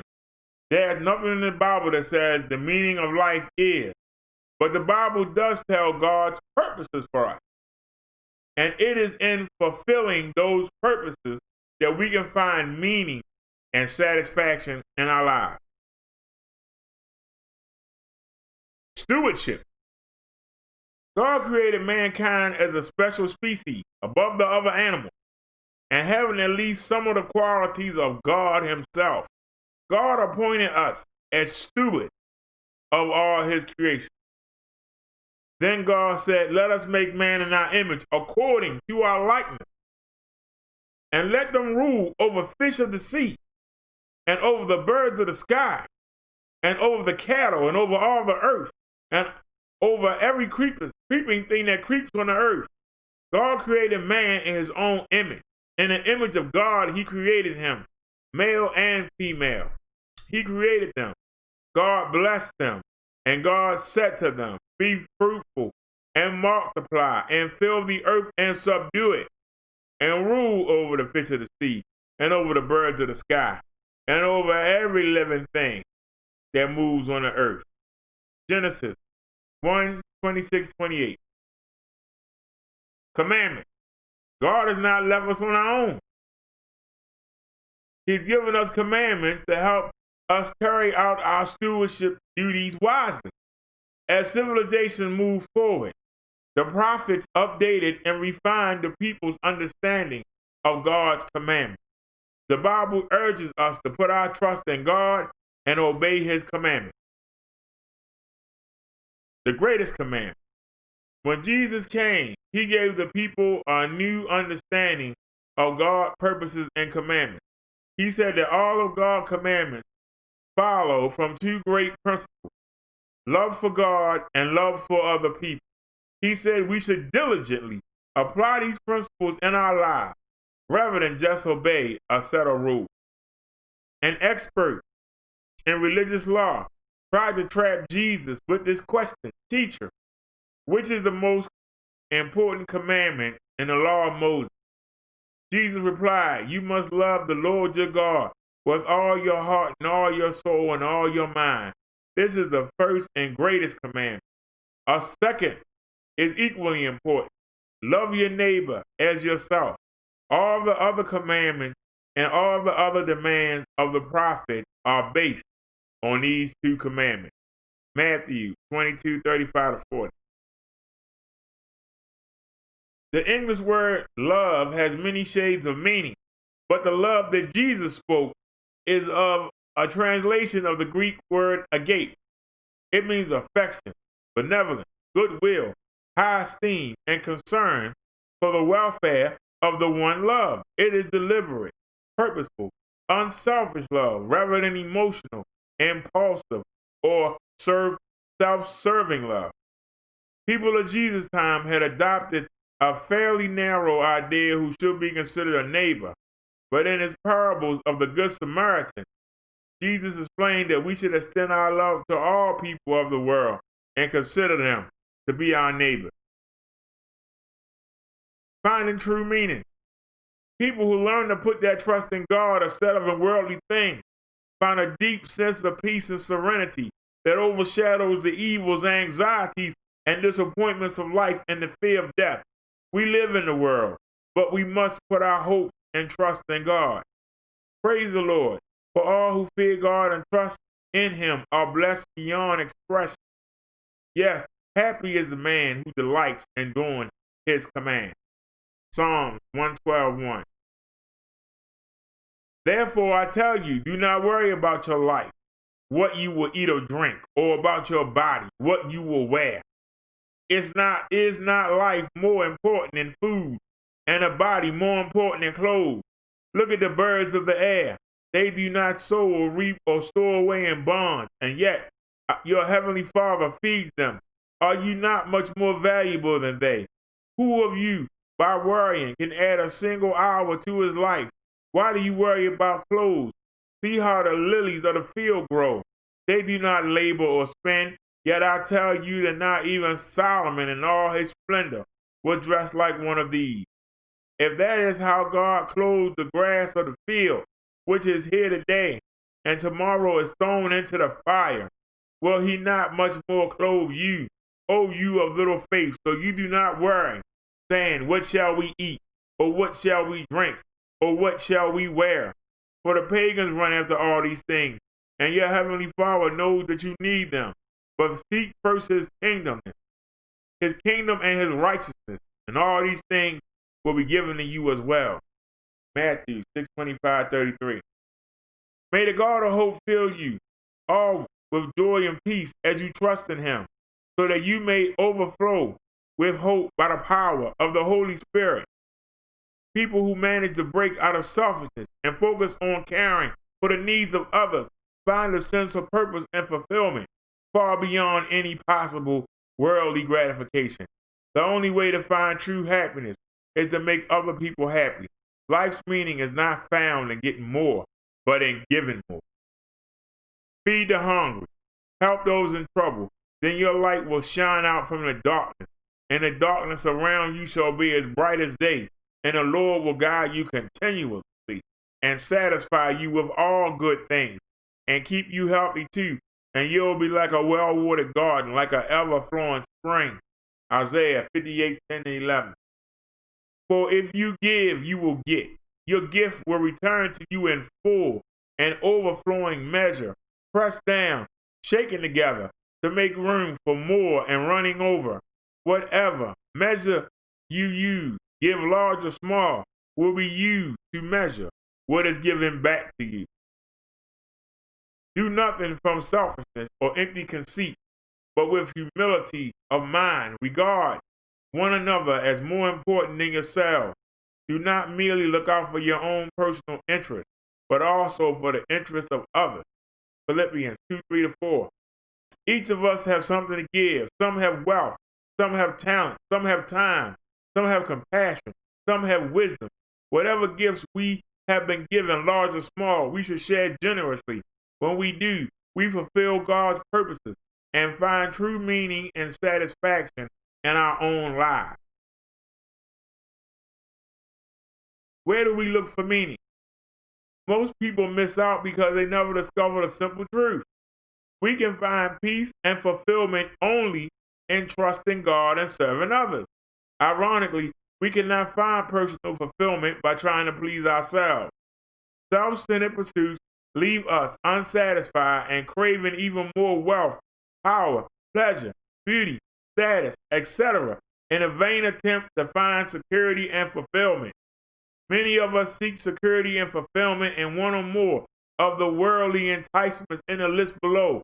We live in the world, and many worldly activities are worthwhile, necessary, and good in their proper place. However, they are not the things that give peace, satisfaction, and meaning to our lives. Wealth, getting rich. Wealth, getting rich, having a luxury car, expensive house, fine clothes, and other possessions. Power, having power over people by authority, manipulation, or coercion. Vanity, fame, beauty, popularity. Pleasure, sports, dining, shopping, entertainment, sensuality, career, getting ahead, promotions, recognition, and respect. Elitism, nationalism, patriotism, pride in social status, race, gender, ethnic origin, or religious affiliation, knowledge, education, science, philosophy, research, sin, alcohol and drug abuse, crime, sexual immorality, gossip, slander, greed, arrogance, abuse of others. Woo! That was powerful right there. As usual, we was right on the money. We was right on the money. Right on the money. Anybody have any questions, any comment? Anybody have any questions, any comment? I know we a day late, but God darn it, we bringing it. Anybody got any comment?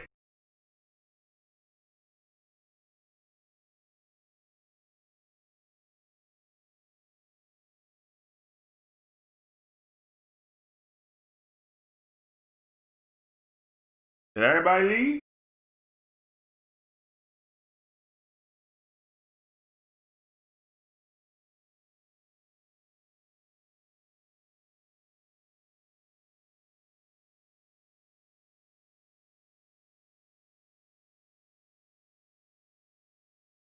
All right.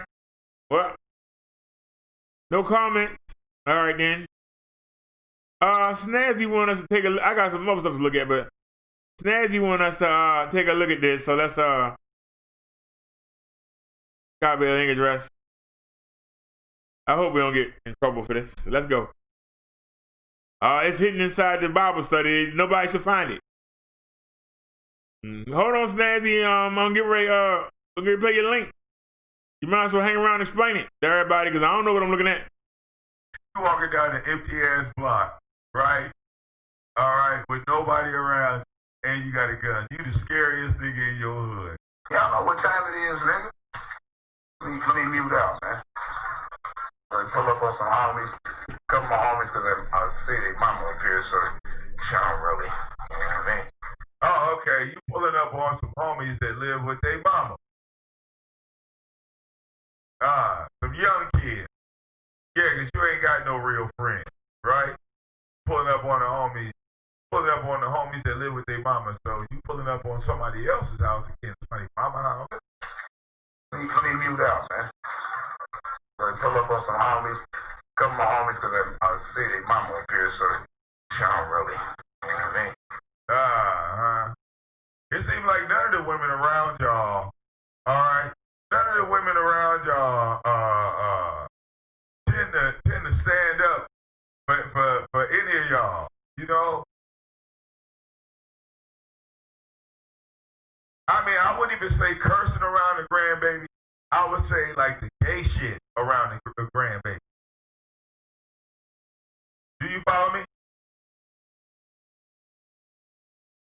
I think it was the gay shit. Because that motherfucker, all right, he just kept going. It's like, hey man, there's kids out here, man. Stop saying all that gay shit. All right, and you supposed to be with a woman. All right.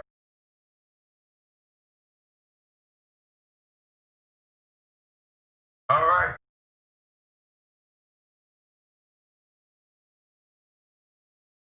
We got plenty of receipts.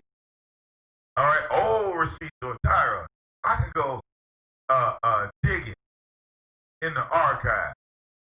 All right.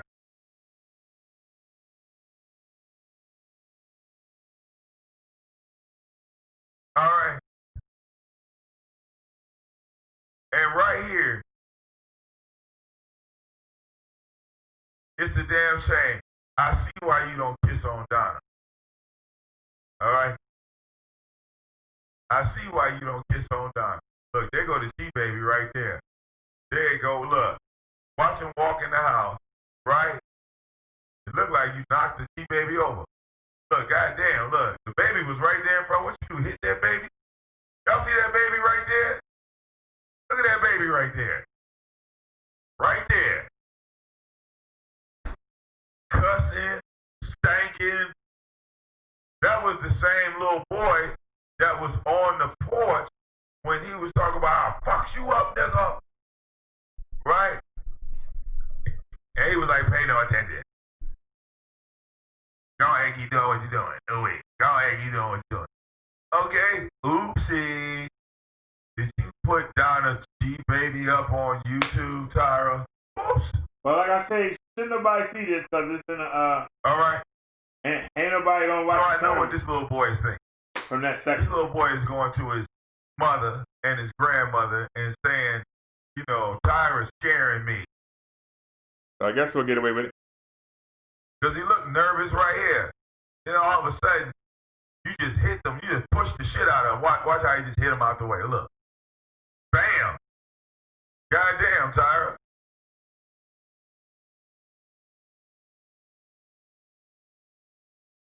Bam. Oh, my God. You know, Tyra's just so abusive. Okay, come on, y'all. We're going to put this shit in slow-mo and loop it. Slow-mo and loop. Yeah. Or just make it a gift. Slow-mo and loop. I got one. Just like you got two gifts on either side of you. Make it a gift, okay. Vic. We clearly see that little boy scared. Uh-huh. Put it up here on the board. Uh-huh, hold on. Uh-huh. Uh-huh. Don't get this shit twisted. Oh, shit! Some of you niggas act like freaky girls that don't come home to mama. First you let me chill out, man. You a very freaky girl, and though you got a girlfriend, first you get her. All right, he playing music. Says he wanted us to look at that. Look like it cleared the room out. Like I said, we should have got away with it because ain't nobody here. Ain't nobody here to snitch on us. Ain't nobody here to snitch.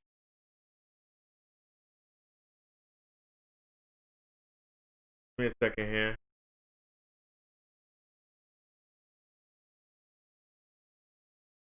All right.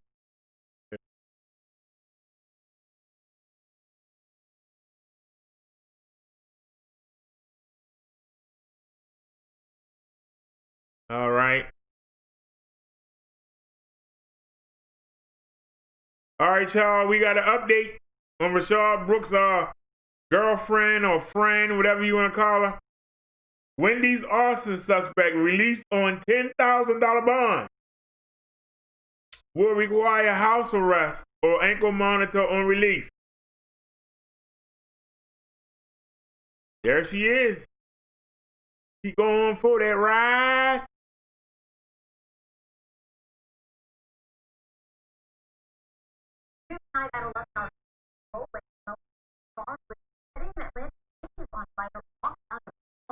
Natalie White leaving the county jail wearing a mask. White's attorney says her mother picked her up. White is now under house arrest wearing an ankle monitor. She's charged with arson. The fire set at the window on University Avenue, at the same spot where police shot and killed Richard Brooks on 12.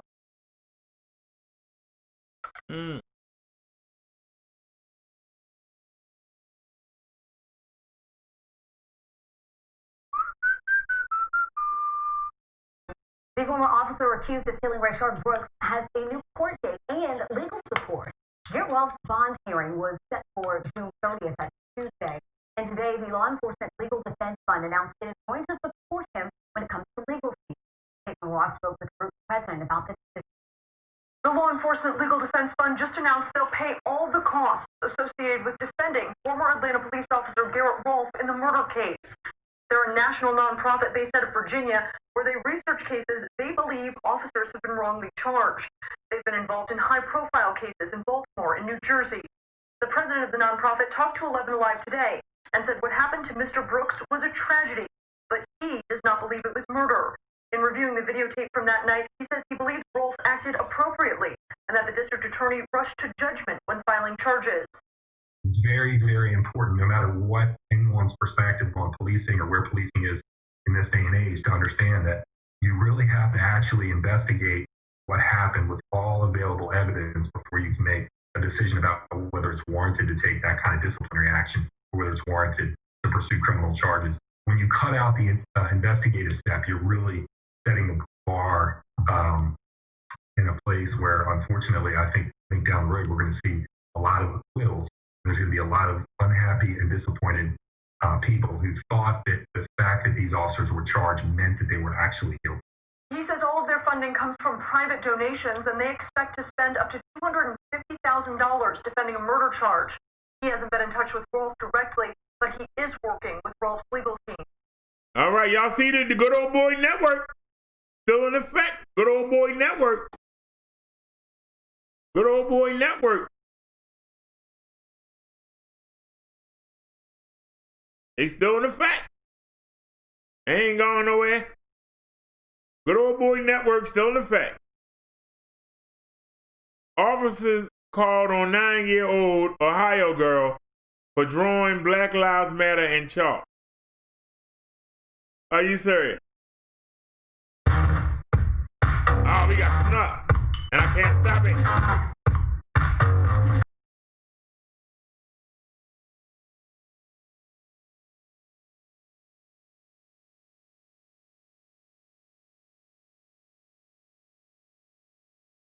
Law enforcement on her daughter for drawing chalk art in front of their home. Her daughter wrote Black Lives Matter.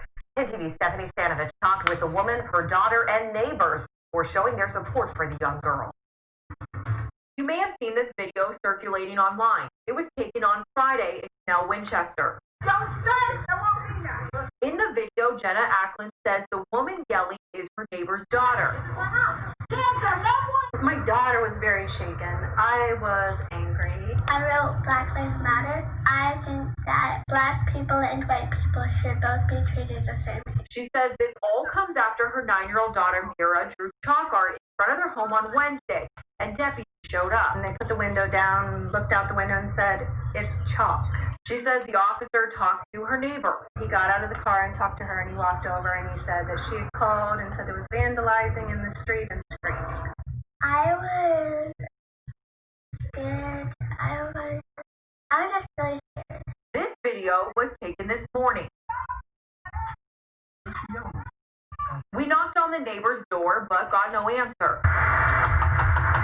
Other neighbors have been stopping by to see the chalk art and even add on to it. And I'm so glad that it has spread the way that it has, and I hope that people talk their own walks and driveways. I wrote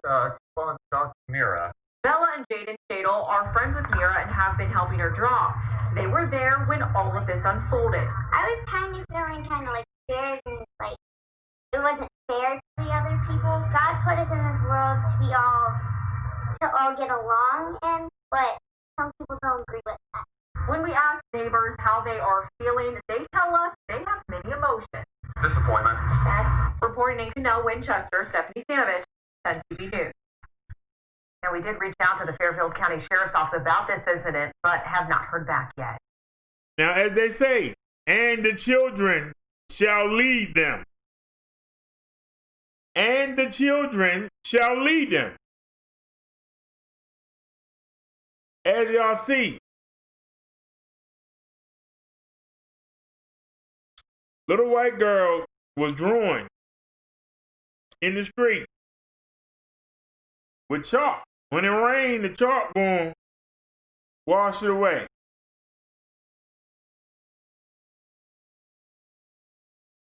Some people can't hide their racism.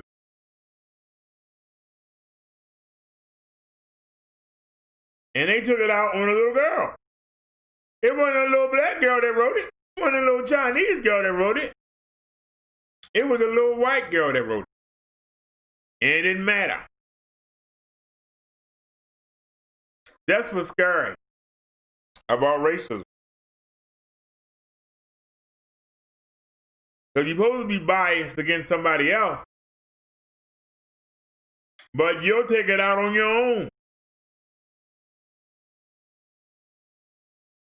How confident can your own feel if you'll take out your vengeance on them for differing opinion? It's supposed to be the country where you can have an opinion.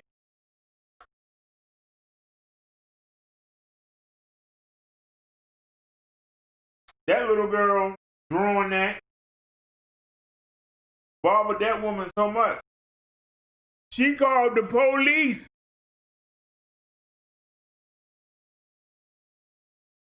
She called the police.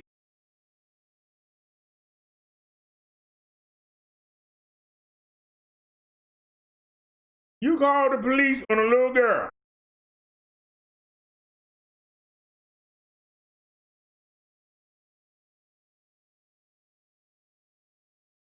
That's why I told y'all.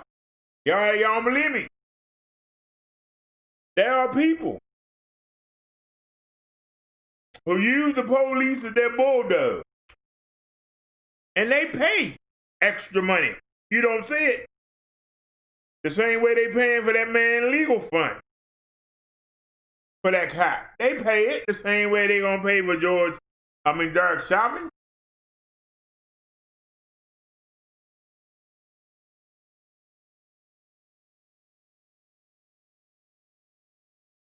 They can't say it in public, but they'll say it in the dark and put their money up.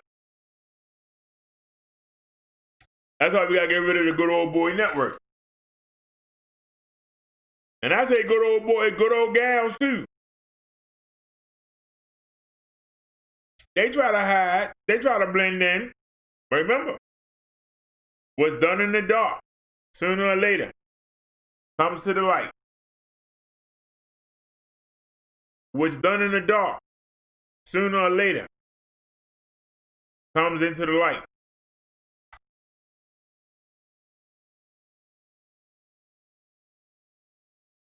I ain't gonna bother asking for any comment. Let's keep moving.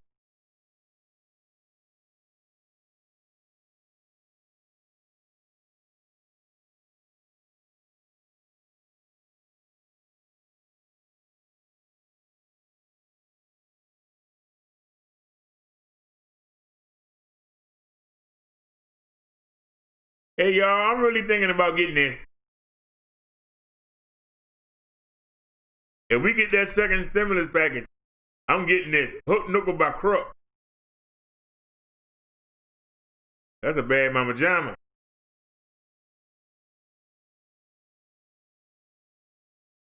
Open the hatch.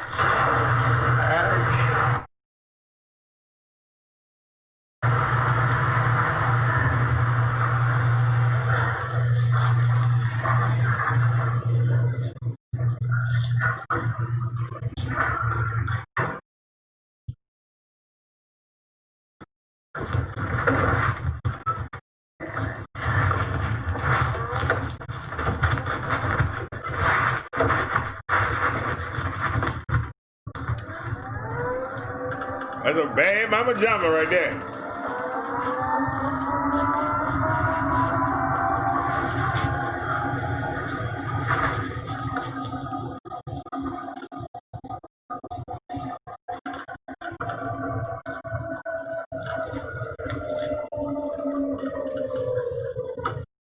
That's the closest I'm ever gonna get to ever driving a car again.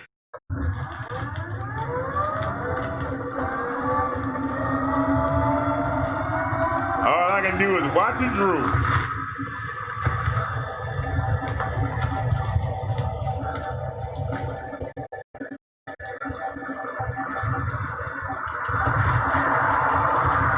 Hey man, she's doing 25.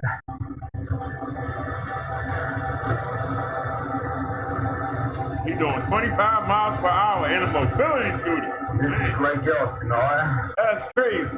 Up Canyon Road.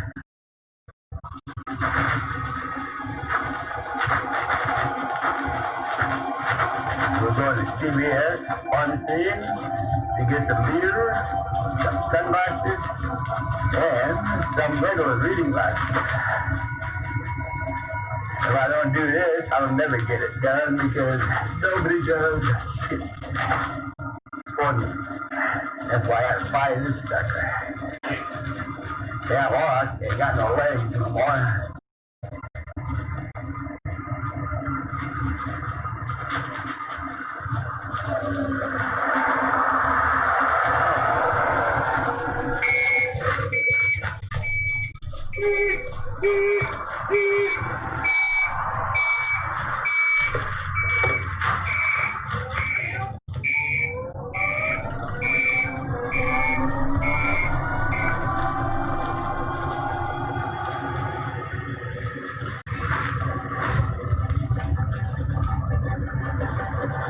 You gotta watch out going back over that damn trunk coming out of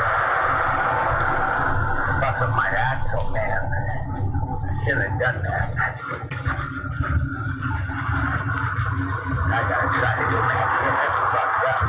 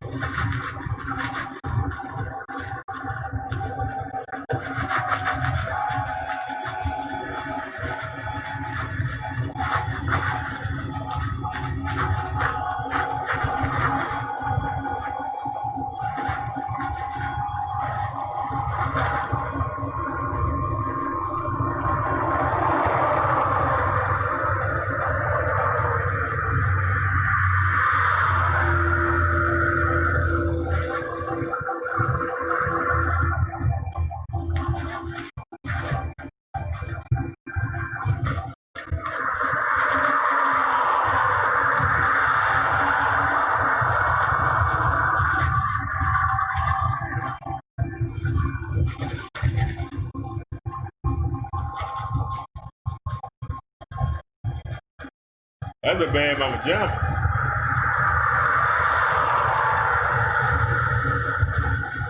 And the battery's still on high.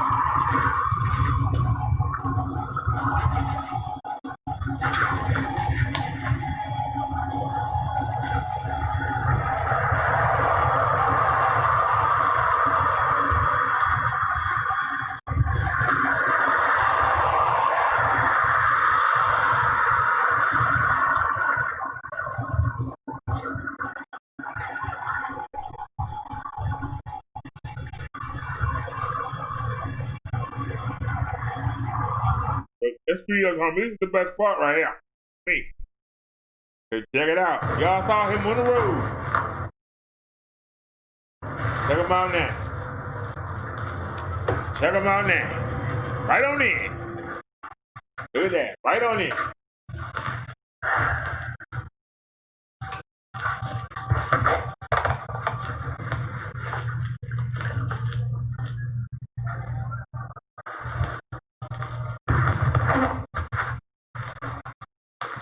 Sir, you need to get a selfie stick or something.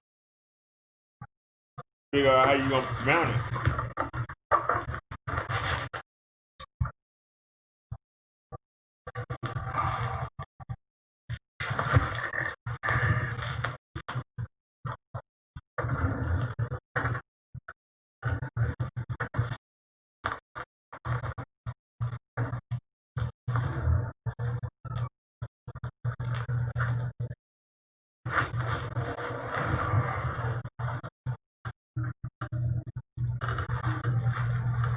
That's a dream. That's a dream. Goodness, you got any reading classes? Yeah, they're on the back of aisle 12. Back there? It's like across from the park. Okay. Thank you.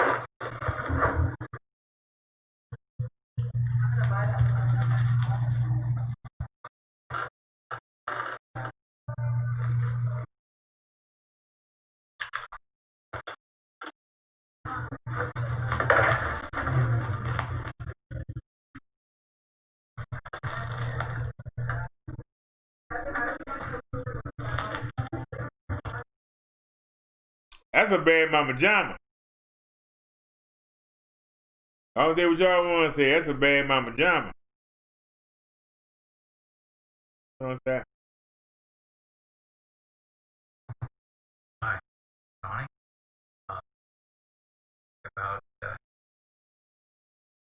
Is he gonna drive it? 36. He gonna drive it? So, starters, walk around here. Yeah. Oh. Number like 6. Parent.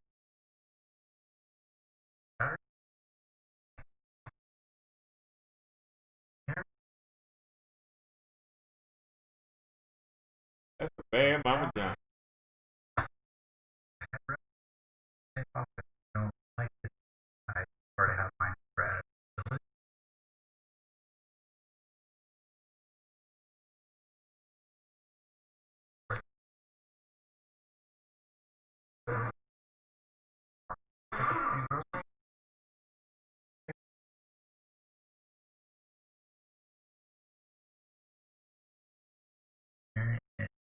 Fast.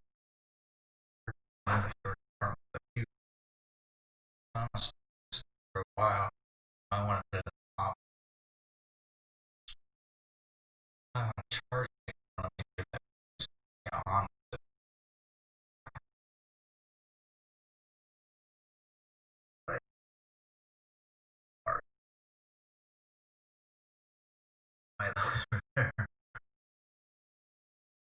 with right along here. The first and the chair back here, comfort level right here. I put it back.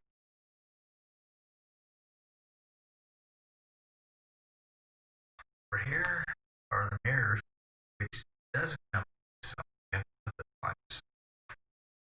I think that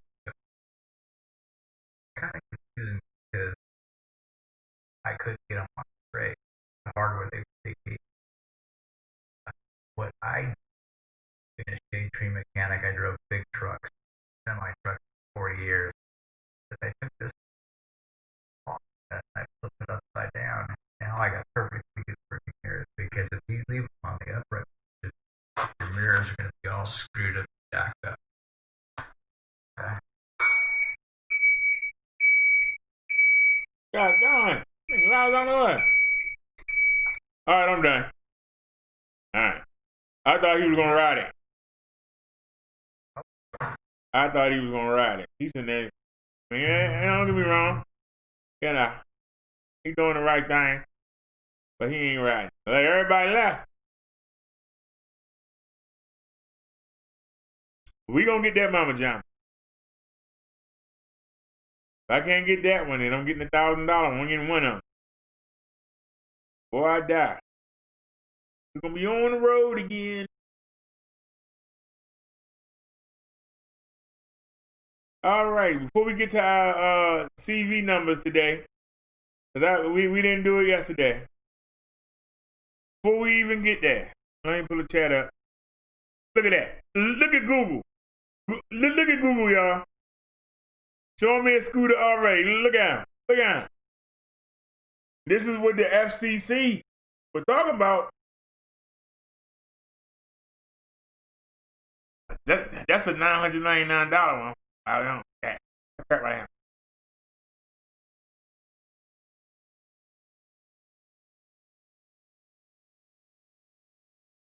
I say this to President Donald Trump for the 80th time, sir. President Donald Trump, please close down. Before Congress go on their vacation, why don't you give every American citizen, I don't care how old or young, give every citizen that got a social security number, give every citizen $4,000 as a bribe to stay in the house for 2 weeks. Get the National Guard to patrol the street in every state. Get the military to patrol the street and make sure that everybody stay on their property. Anybody pulled off the property will be locked up, and we'll lock you up too to make sure you ain't got that CV. This is what needs to be done. In 14 days, President Donald Trump, there will be no coronavirus in the United States. Lock the borders down. Lock the shipyards down. Nothing in, nothing out. 2 weeks, sir. 2 weeks. If you would have done this when I said back in March, there wouldn't be no CV. Before we look at these numbers, I say it again, Mr. Donald Trump, shut the country down before it's too late. It's already too late. Your failure on this coronavirus is ridiculous. The failure. People say, you ain't talking about Trump. I think Biden's a jackoff. I don't like neither one of them. But Donald Trump, please, for the sake of the American people, for the 120-something thousand that are dead, we got 120,000 Americans dead, and you still talk about hope. You still talking about sending the kids back. Are you sick in the head, sir? Are you sick in the head? 2 weeks, lock the country down. Bribe everybody, give everybody a chance to buy what they need. For those of you that gotta have video games, let them buy some video games. For those of you that want to fix your house up, let them go to, give them $4,000, let them go to Lowe's, Home Depot, and load up. And let them work on their house. Somebody that wanted a man cave, or a woman wanted a knitting room, let them stay home and build it. Seriously. 2 weeks. 2 weeks. 14. Lock everybody down. 14. If everybody stay locked down 14 days, we don't let nobody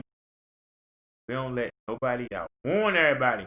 If you want to come home, you better come home. If you working overseas, you want to come home, you better come home. You bet to come on, because we're going to lock it down. We need a start date. Give everybody a chance to get what they need.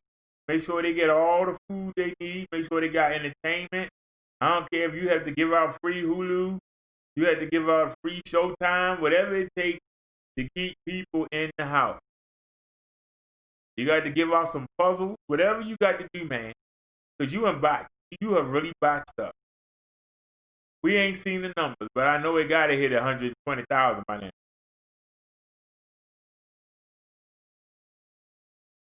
I told everybody, places that got beaches that get warm, people are going to come out and they're going to be rolling all over each other and they're going to be spreading the disease. Out there surfing and playing beach volleyball and hiking and dune buggying in the mud and rolling around in the little lake, that they was going to spread that stinking disease. And unfortunately, we ain't seen the numbers in 2 days because we didn't look yesterday. I guarantee you the numbers are coming. I know for a fact that it's Wednesday, Thursday now. It takes 4 to 5 days for the symptoms to show up. So the people that was out last weekend, that was out there partying, that was out there having a good old time, guess what? Their symptoms are going to start showing up. Symptoms are going to start showing up. So we went through all the trouble. We came live early, and you telling me it's only 3 people here. Let's look at our numbers.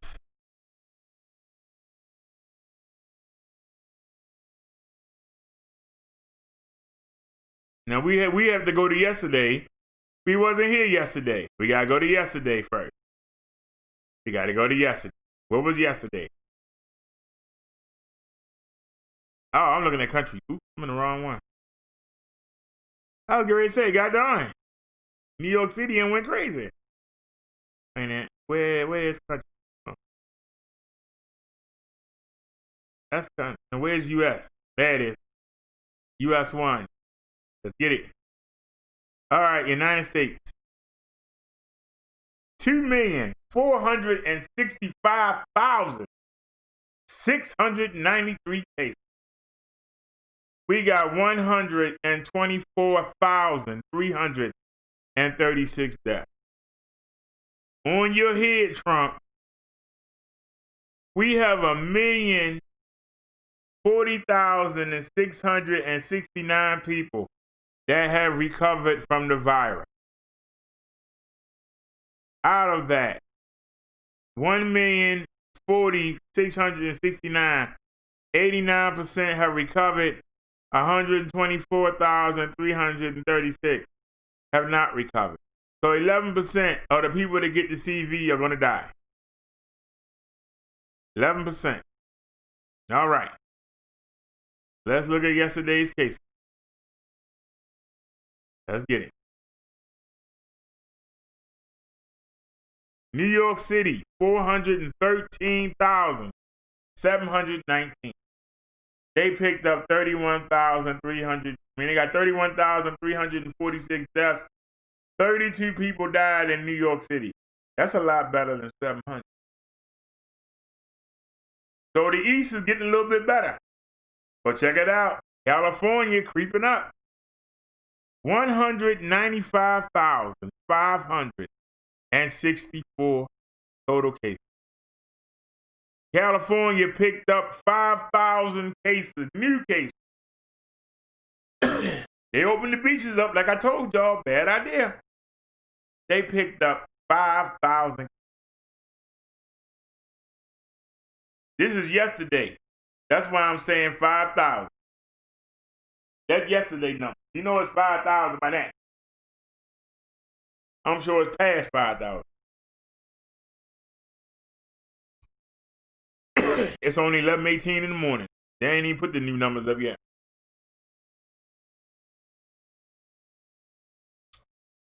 They picked up 5,000 cases in one day. Total deaths, 5,729. 96 people died in California. New Jersey, 173,132.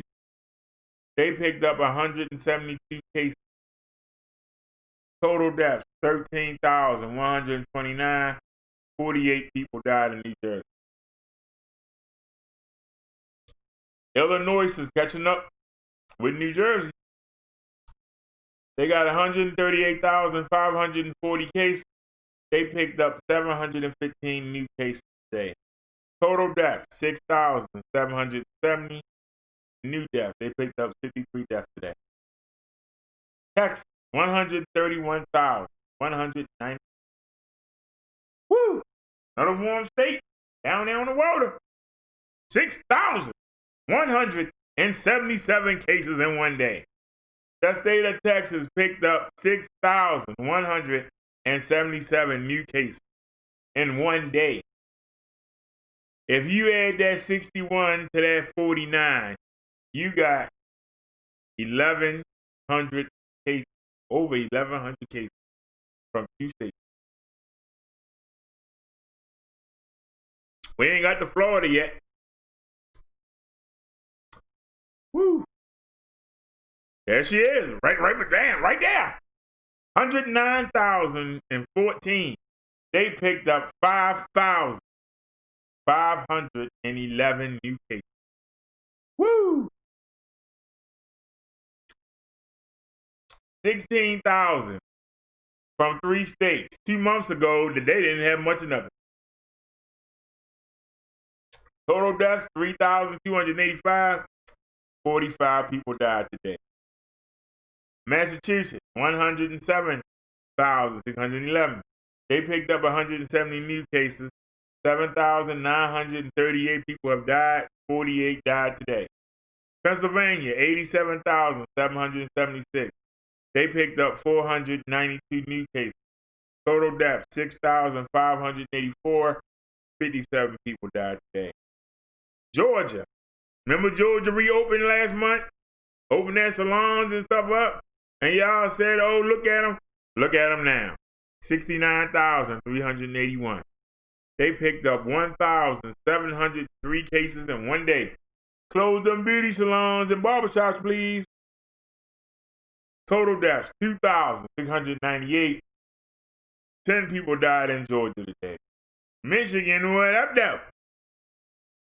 68,555. They picked up 358 new cases. Total deaths, 6,114. 5 people died today.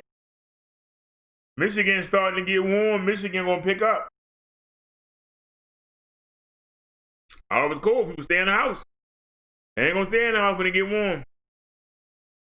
Maryland. My Maryland. My itty bitty state of Maryland. 65,337. We picked up 330 cases yesterday. Total deaths, 3,108. 16 people died in my state yesterday. Arizona, another warm state. Here we go. 59,974 cases.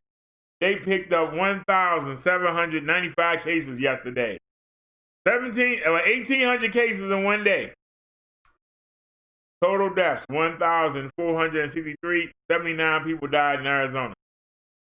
Virginia, 59,514. They picked up 520 cases. 1,661 deaths, 16 people died today. North Carolina, another state that's getting warm right now. They talking about putting the kids back into college. 56,238 cases. New cases, 1,667. Total deaths, 1,318. 24 people died today.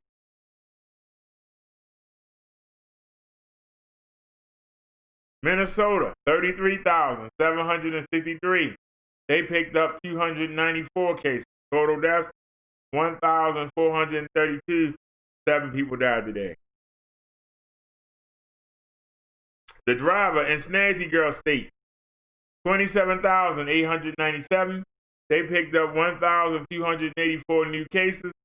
Total deaths, 683. 10 people died today. Mississippi, M-I, crooked letter, I, crooked letter, I, humpback, I. They got 23,424 cases. They picked up 526 new cases yesterday. 1,011 deaths and 22 died yesterday.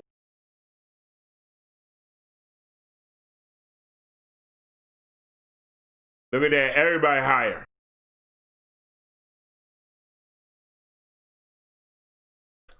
So, we had got to a low of 19,000 cases for the whole country a day. We up to 38,386. We went from 19,000 last week. We were coming down. But the bottom part of the country had picked up. Texas, California, Georgia, Florida, they blowing up. 2,462,554 total cases of CV. Yesterday, we picked up 38,386. Total deaths, 124,281. 808 people died yesterday. 808 people died in the country. Where are you, Donald Trump? Where are you? When you gonna do something, sir?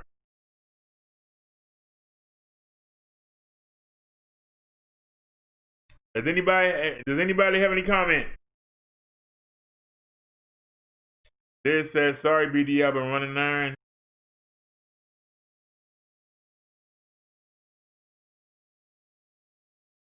All right, looks like everybody balled out. Well, let me go ahead and get this off my computer. Because we got a lot of footage from being outside yesterday. We got a lot of footage. It's burning a hole. And I downgraded.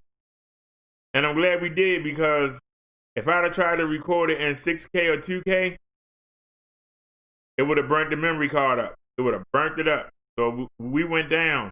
I think we went all the way down to 1260. So we'll see.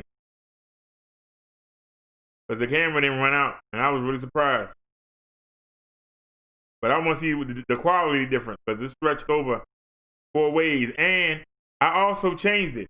It doesn't have the spherical lens, you know, but you can see like the circular. It's more of a flat. It's more of a flat. So let's see how it looks. I want to see this. For the desktop. Action cam test. We only got one folder. But these videos are so big. They take up so much room on the PC. These things are huge. 4K video is huge. I mean, 360, 360, this is not in 4K. So I'm curious to see the difference. So does it still look good? And also we in flat, so it's not circular. I don't know what's going on with that thing. Anyway, what's going on, y'all? We sitting out here. It still look good. I don't even really know y'all. Hope y'all enjoyed the conversation.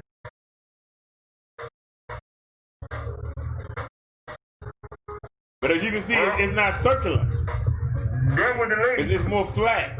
That you just saw, so.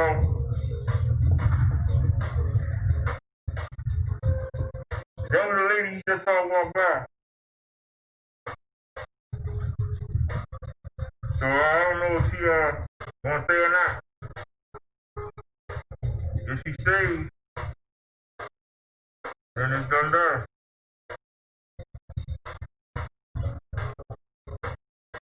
You know. We sat outside for a long time.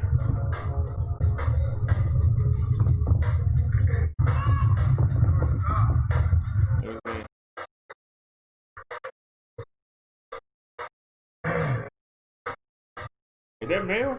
So the drugs that keep me alive. UPS ain't got hit yet. Okay. So then he said, this lady will leave at the end of the month. Get down! No, get down, get down. Hey, mail lady, come there we go. So right now we out here with you. Hey, how you doing, man? This little girl give me the willies. Yeah. So then when I asked him about it, he said, well, you can have 11. Guess what? She ran out 11. So then he said, this lady will leave at the end of the month. I'm like, man, you keep jacking me around. Right. That's how they do, man. Come on, Jordan. Come on. Wait. Kids have so much energy. She must have already jumped on me. Yes, she did. There she go. I got accosted. Anybody still here? Like I said, y'all, I don't know what we're gonna do. Hey, kid. How you doing? Come on now. Chill out. Get down. No, get down, get down. Put your chest down. Hey, how you doing, man? You know you ready to come up? Yeah. May I come in? I don't know why. Let me go to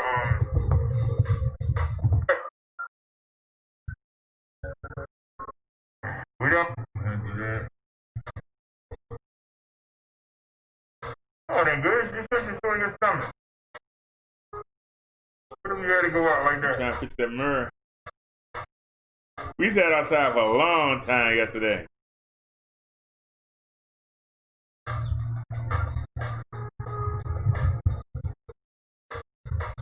And get that feeling hurt when it don't work. I be left my butt up. We $24 for unlimited everything. I need to go down front.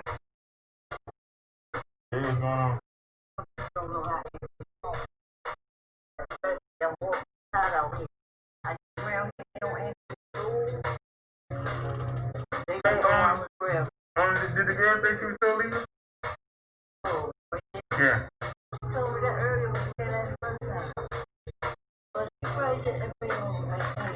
So wait a minute, I missed it. Wait a minute, did I miss it? I don't even worry about it. Then I'm not meant to move. Then I'm all the way down.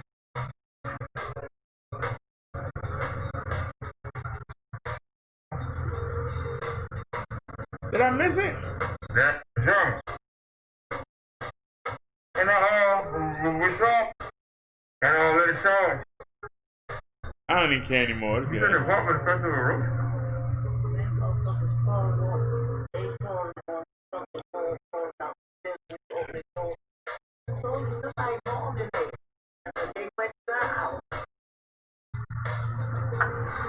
Now I'm telling you that I walked in there. I talked to Peter today. You know I'm supposed to go on Kennedy. I told you he gave that one away. Underneath me. Then he offered me 11. Then he fucked with the offer. Right there. Then he said, but don't worry, I got another one for you. I said, well, what? He said, thanks. That's this part. So I walked downstairs. Came to the, you come in this morning? I came in and walked for the first time. I ain't never walked going. I ain't never walked these doors before. You see me sitting all the way? That was the boss I've been. So I went downstairs, and like I said, I saw the 11 right there in the laundry room. You can walk straight shot, like damn, right to the door. So I walked around. I said, man, that's a narrow hall, but okay. Then I said, okay, what's the fact? I said, I can see the mail leaders. I see. So I said, okay. Well, as soon as I came in, first thing I saw was a dead on the roof. I can't stand for it. All I'm telling you and tell you, Charles in the 20 well, get called. You only get posted though. Longer. What exactly is our purpose? Yeah, I did a sermon yesterday. You said outside, but I did it. People don't think about that. What is there for is our... That's why, man, we're pretty clear. We are... I tell you, that thunder hit yesterday. Y'all... Trying to see if I see the woman. We sat out there for a long time yesterday. God damn. All right, there's GPS. Hey, the same guy. Oh, they already came. There go the packaging.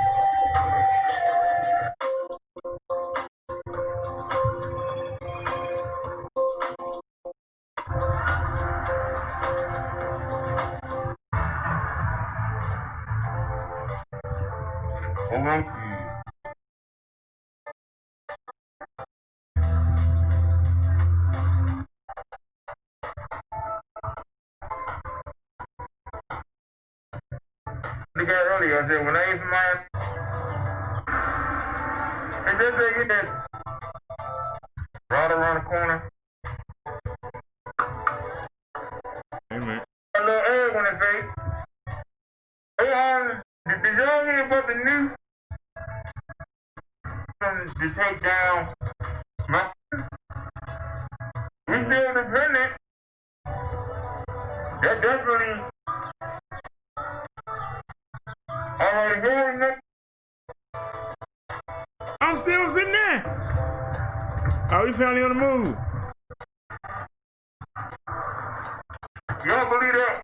They're gonna think leaking. Say, well, I can't get a break. But I ain't fighting. Whatever. So instead of 12, we got 11. That's why I said that utility room is through that outside that red door.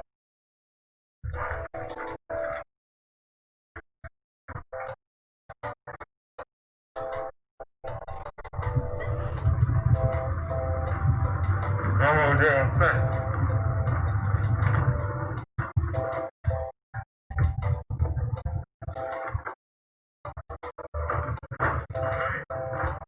Hey, what's going on, buddy? A whole lot. Guess what?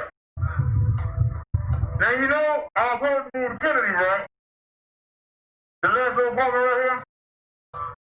Then he said, no, I got one better for you. Apartment 11.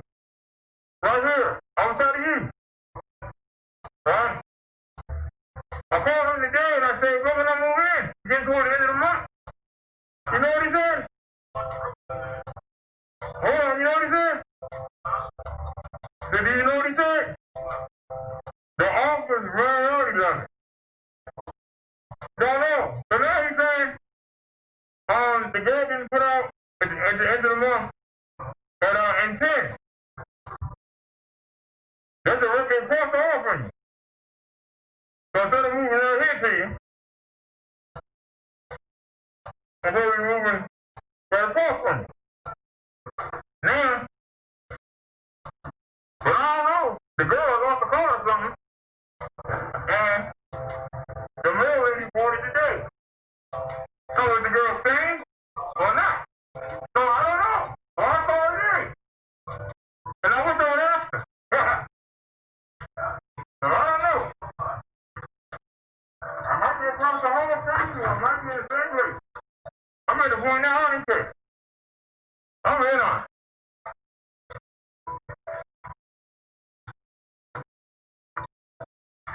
I'm at the point I don't even care anymore, sir. And then I said out here, the first package came. And you ain't gonna believe it if I tell you. The first package came. Alright? It didn't have a second one. Alright? Yeah, I saw it. Yeah, I was asleep. But I woke up and I was hoping that. But I appreciate it. Thank you, dude. That's the mechanic. I appreciate that. You can't see him because he's in the garage. Yeah. Y'all see his truck? But I appreciate it.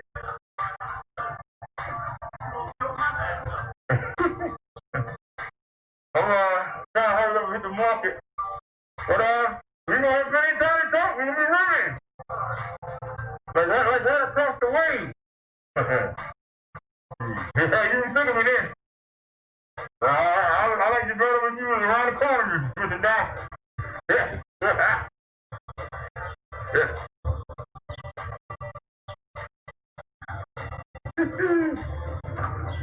All right, y'all, let's roll on. Just as we hit this market. I can't believe the sodas exploded. I think it's only one. So that's my bedroom window right there, I think. And right there, that's the bedroom. Get up here. We got more energy already. Bathroom, kitchen, living room. Well, I don't know. And this is the mechanic. Maybe let's turn around and go back in the house. A mechanic right here. We're on the move now. We are on the move.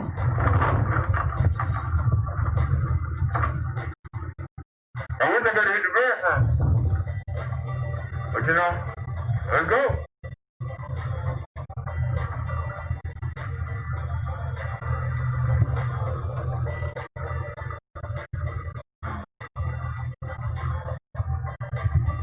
Let's know the end.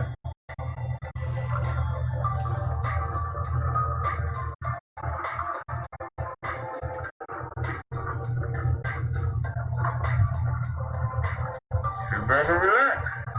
It's not as crisp, but it still looks good. And we get a lot more film. I think we can get 5 hours. All right, y'all, we're heading to the market.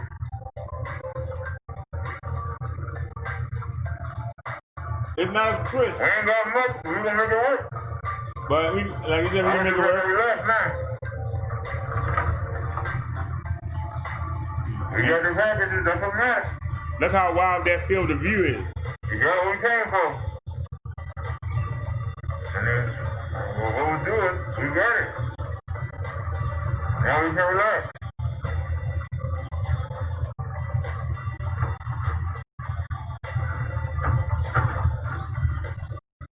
Man, something right in my face. I don't care.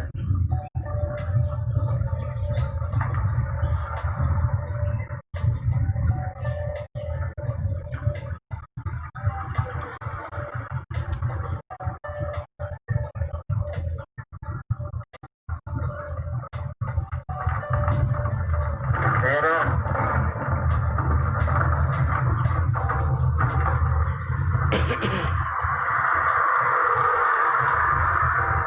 Oh, my song on. I don't believe you. We made it possible, no problem. All right. Hey, yo, my song on.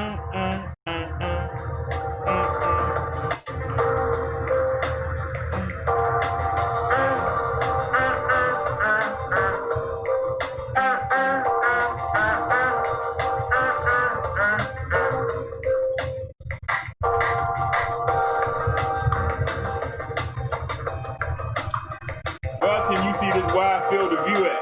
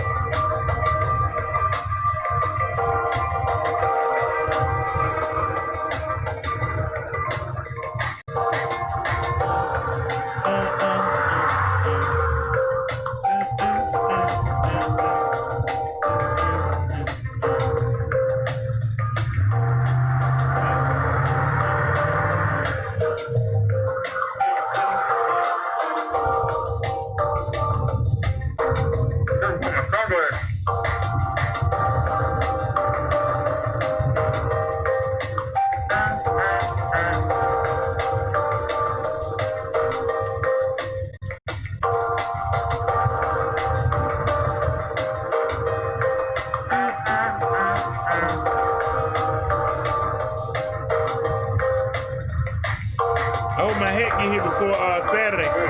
My minister's hat. I have my black mask, I have my black minister hat, and I have my credentials.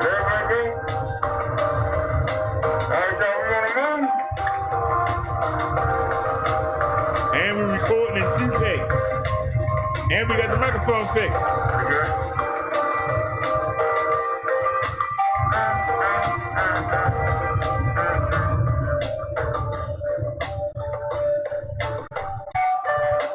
I ain't trying to bring it back down now.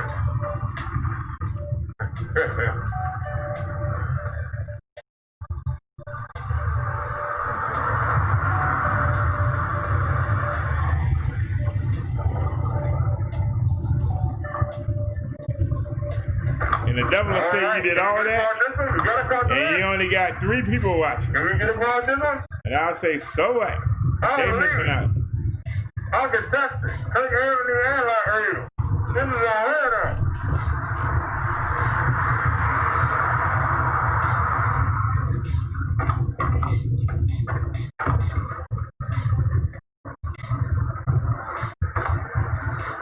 This is unheard of. Something got my eye. God darn it. Growing up, I got soda all over my damn self. I don't know where I didn't leave that. I should look at some off too now.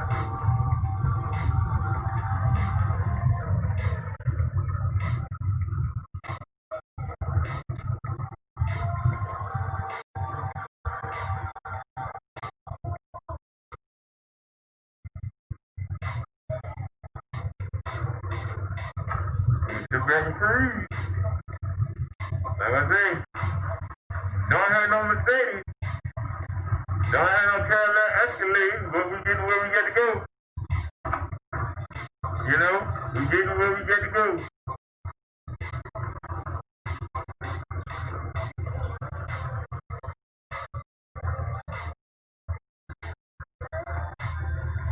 I'm trying to hurry up and get up here so we can get back and do the sermon.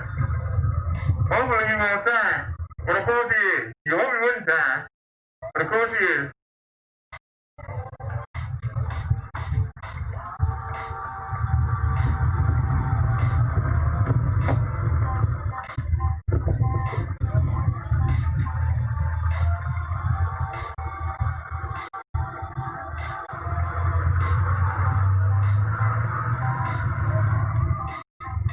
UPS man again.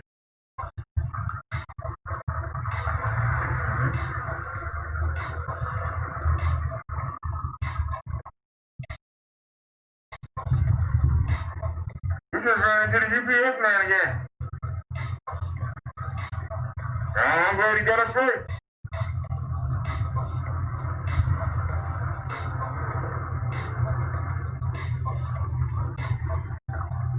So where is everybody? Is there only one person here?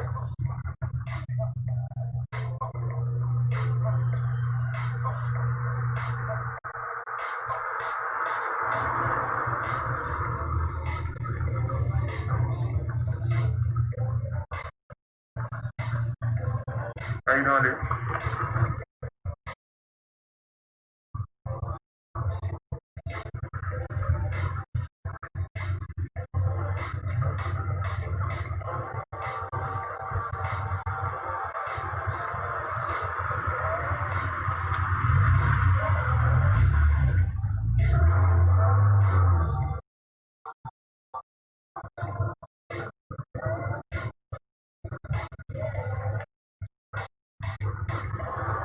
Now I am getting back to the market.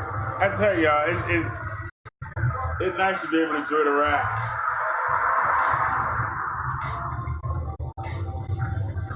I don't have to worry about balancing.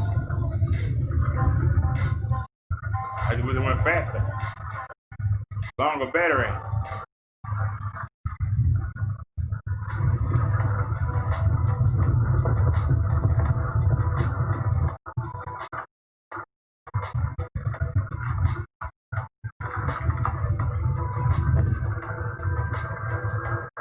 Y'all see me going downhill. Look at that hill we got climbing.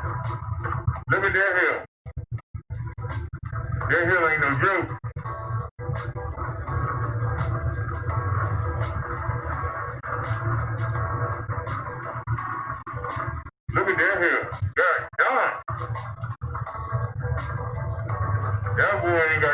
DERRICK in it. That's just straight up here.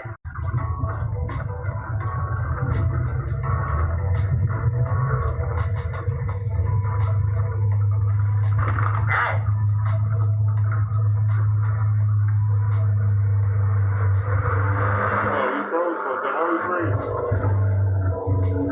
Here we go with the bull crap. Here we go. What I freeze for? Here we go with the bull crap. I can't see a thing. I hit it. I can't see. Yes, clear. Everything was fine. Why you gonna start messing up now? Everything was fine. We went online. Almost 4 hours. Everything was fine. Yeah. Why you wanna mess up now? Darn, that sounded great. Why you wanna mess up now, sir? Cause the PC doing the work. We ain't streaming this. This is off the computer memory. I want to know about that. I knew it. He went straight. He tied.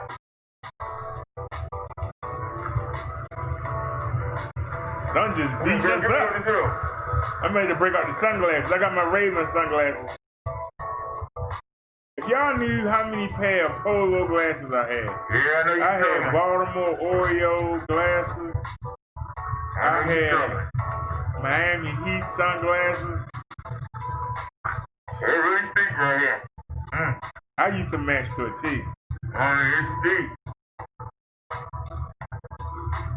Look at that pothole. That pothole wasn't there before. Oh, darn. I'll take my chances going over that. Yeah, I meant to fix that mirror. Look how I keep coming back down.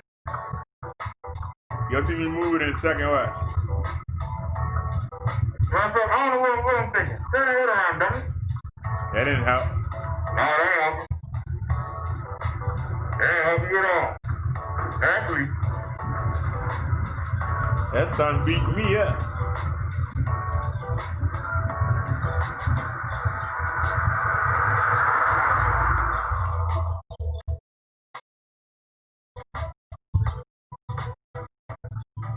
It's better having it like this. Because the medallion are shining their faces out in the sunlight. So you know what I mean? That's actually pretty good.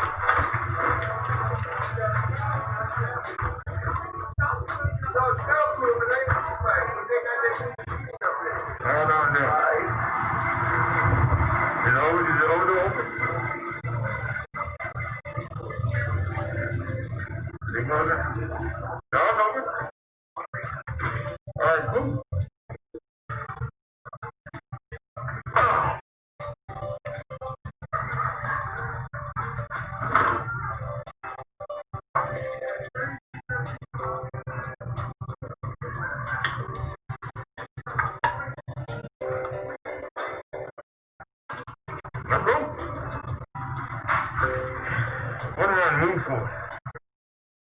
Okay, put it on halfway. What am I in the mood for? I know what I want.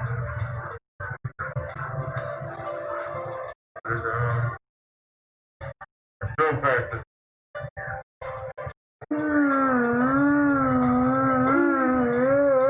Excuse me. The month almost over. It's a fast month. I'm good.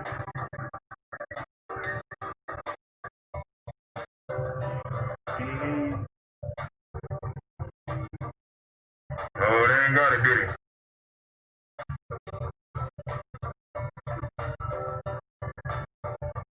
You might go with that thing.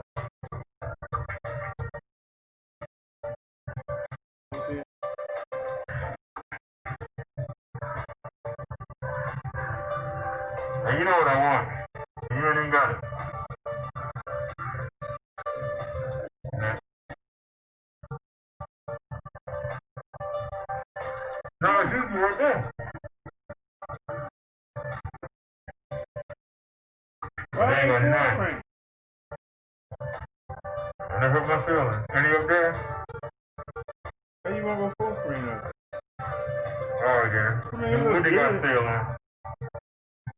Yeah, ain't much on there. I saw it. What did I see there?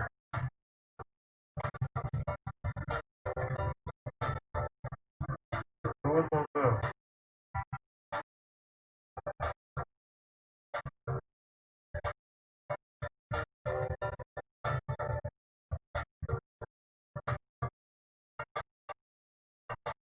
Dang it. So something ain't right. Okay. Okay.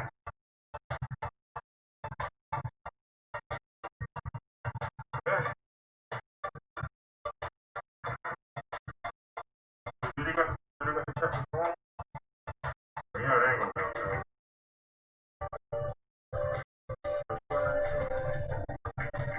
What else they got?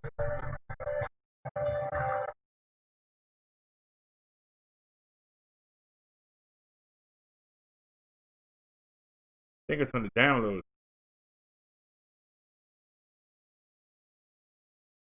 Was that it?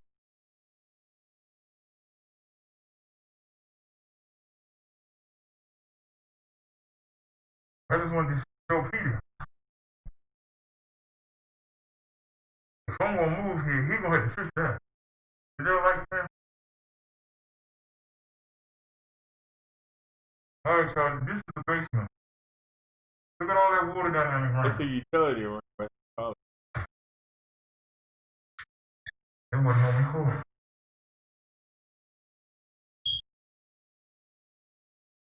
Now that's mechanically there.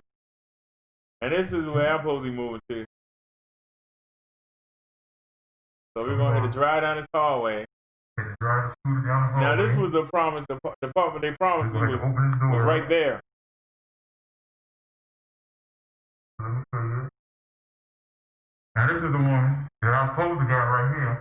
See, that It's was right here. look like somebody kicked it in. But the office told it. The office rented it off behind the back. So somebody got my apartment in London. So they were going to 10. Look at this mess. This is ridiculous. Let me turn the light on. So my apartment is going to be on the other side of this wall here where the water heater's at. Where I live at now, I'm on this side of the wall. This is ridiculous. And I almost fell down. Look at that guy. That's ridiculous. Them tenants let it look like that. And they all walk through there and don't say nothing. That's ridiculous. If they walk through there and don't say nothing. I don't even know. Anyway, this is the step. We have a hard time getting that screwed up the step. I'm gonna show you how steep it is. Look at how steep that step is. So, I don't know. I might not be no better off.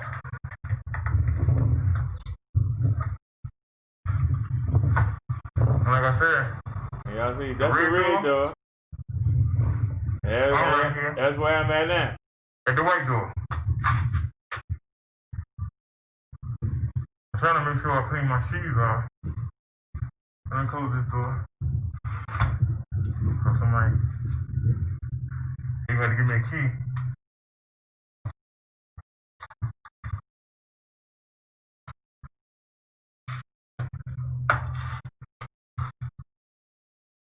I don't want to track nothing in the house. Right. All right. Yeah, the scooter. I got sitting at the bottom of the steps.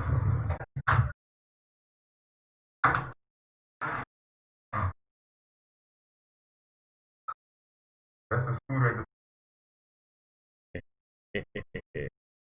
I just wanted to show Peter.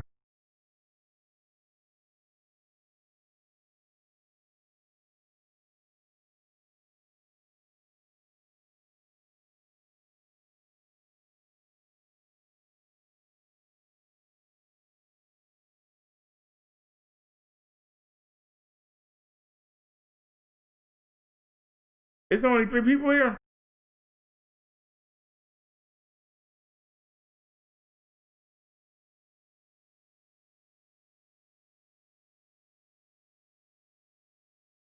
I mean, let me see. How much do I have on the PayPal?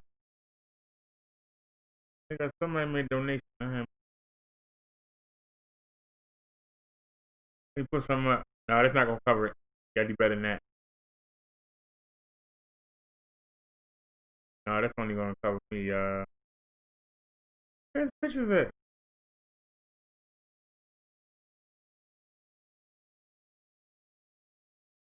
There it is.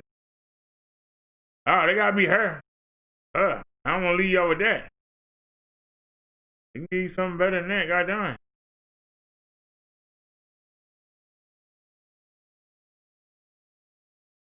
That's what I'm gonna check on. I'm gonna check on my minister hat. It's not blocking the screen. Yeah, a lot of help, sir.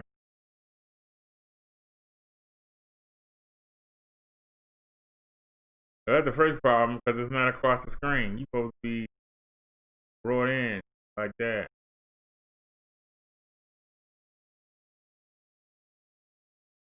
All right, y'all, I'll be right back. I want to check something real quick.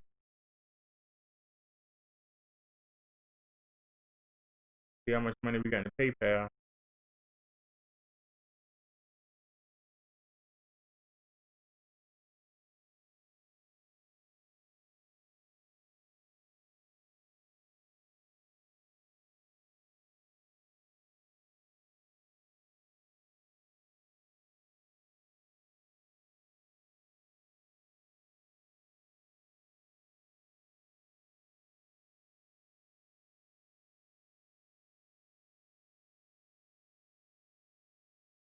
$10. That's it.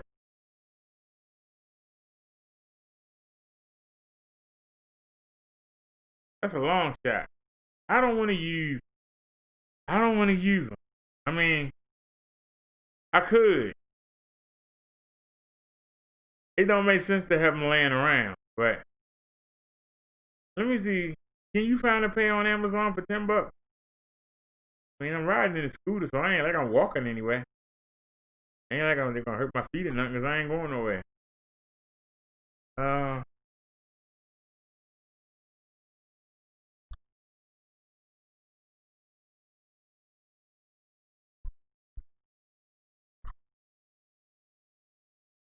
should have put him in.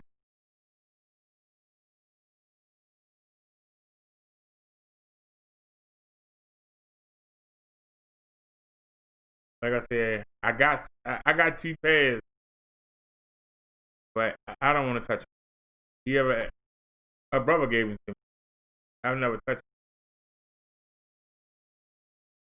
It's amazing how I put in shoe and sock came up.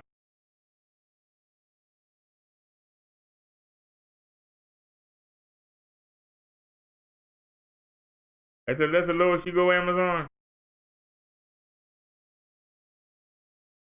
That's the lowest you go, sir. They ain't got to be fancy, but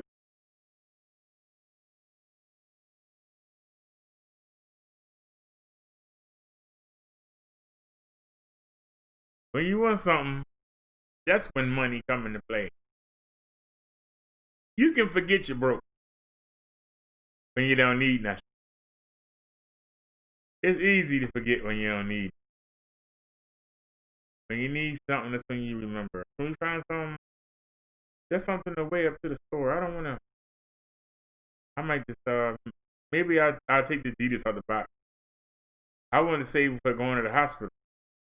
I just want something to wear to the market and the pharmacy. They ain't gotta be fancy. When nobody knock me in my daggone head. I said we don't need none fancy.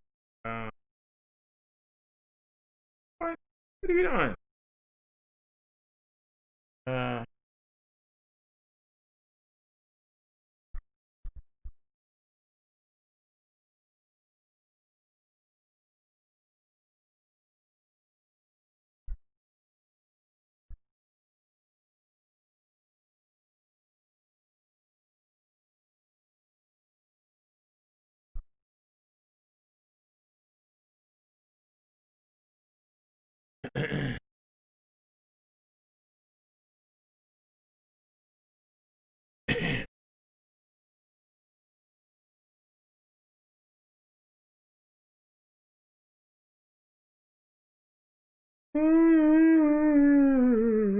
All right, we got $10.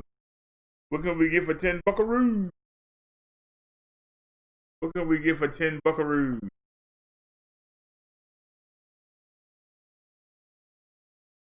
$12.55 shipping. $7.57. Lies. Check as a lie.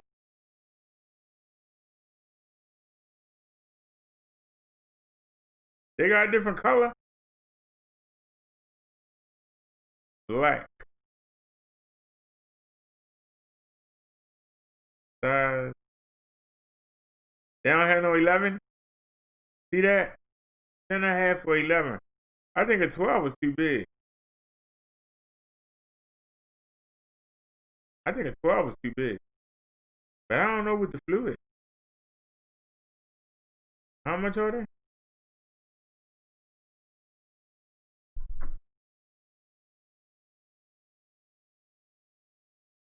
I ain't never heard of them. What kind of shoe is that?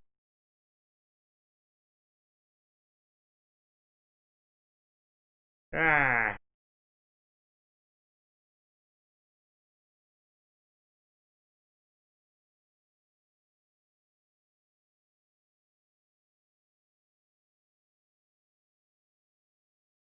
All right, it's only 2 people watching. Let me I'll be back on later on, y'all. But can't say I didn't give you your sermon today. We had 3 different topics.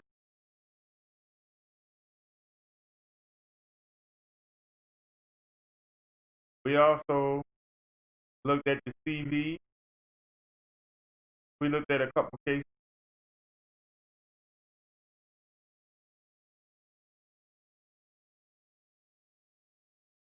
So I'll see y'all later on. Y'all have a great one. We normally, you know what? I forgot that picture was up. Nobody said nothing. See, that's the reason. Ain't no need me sitting there. Go find something else to do. Go out to wrestling or something.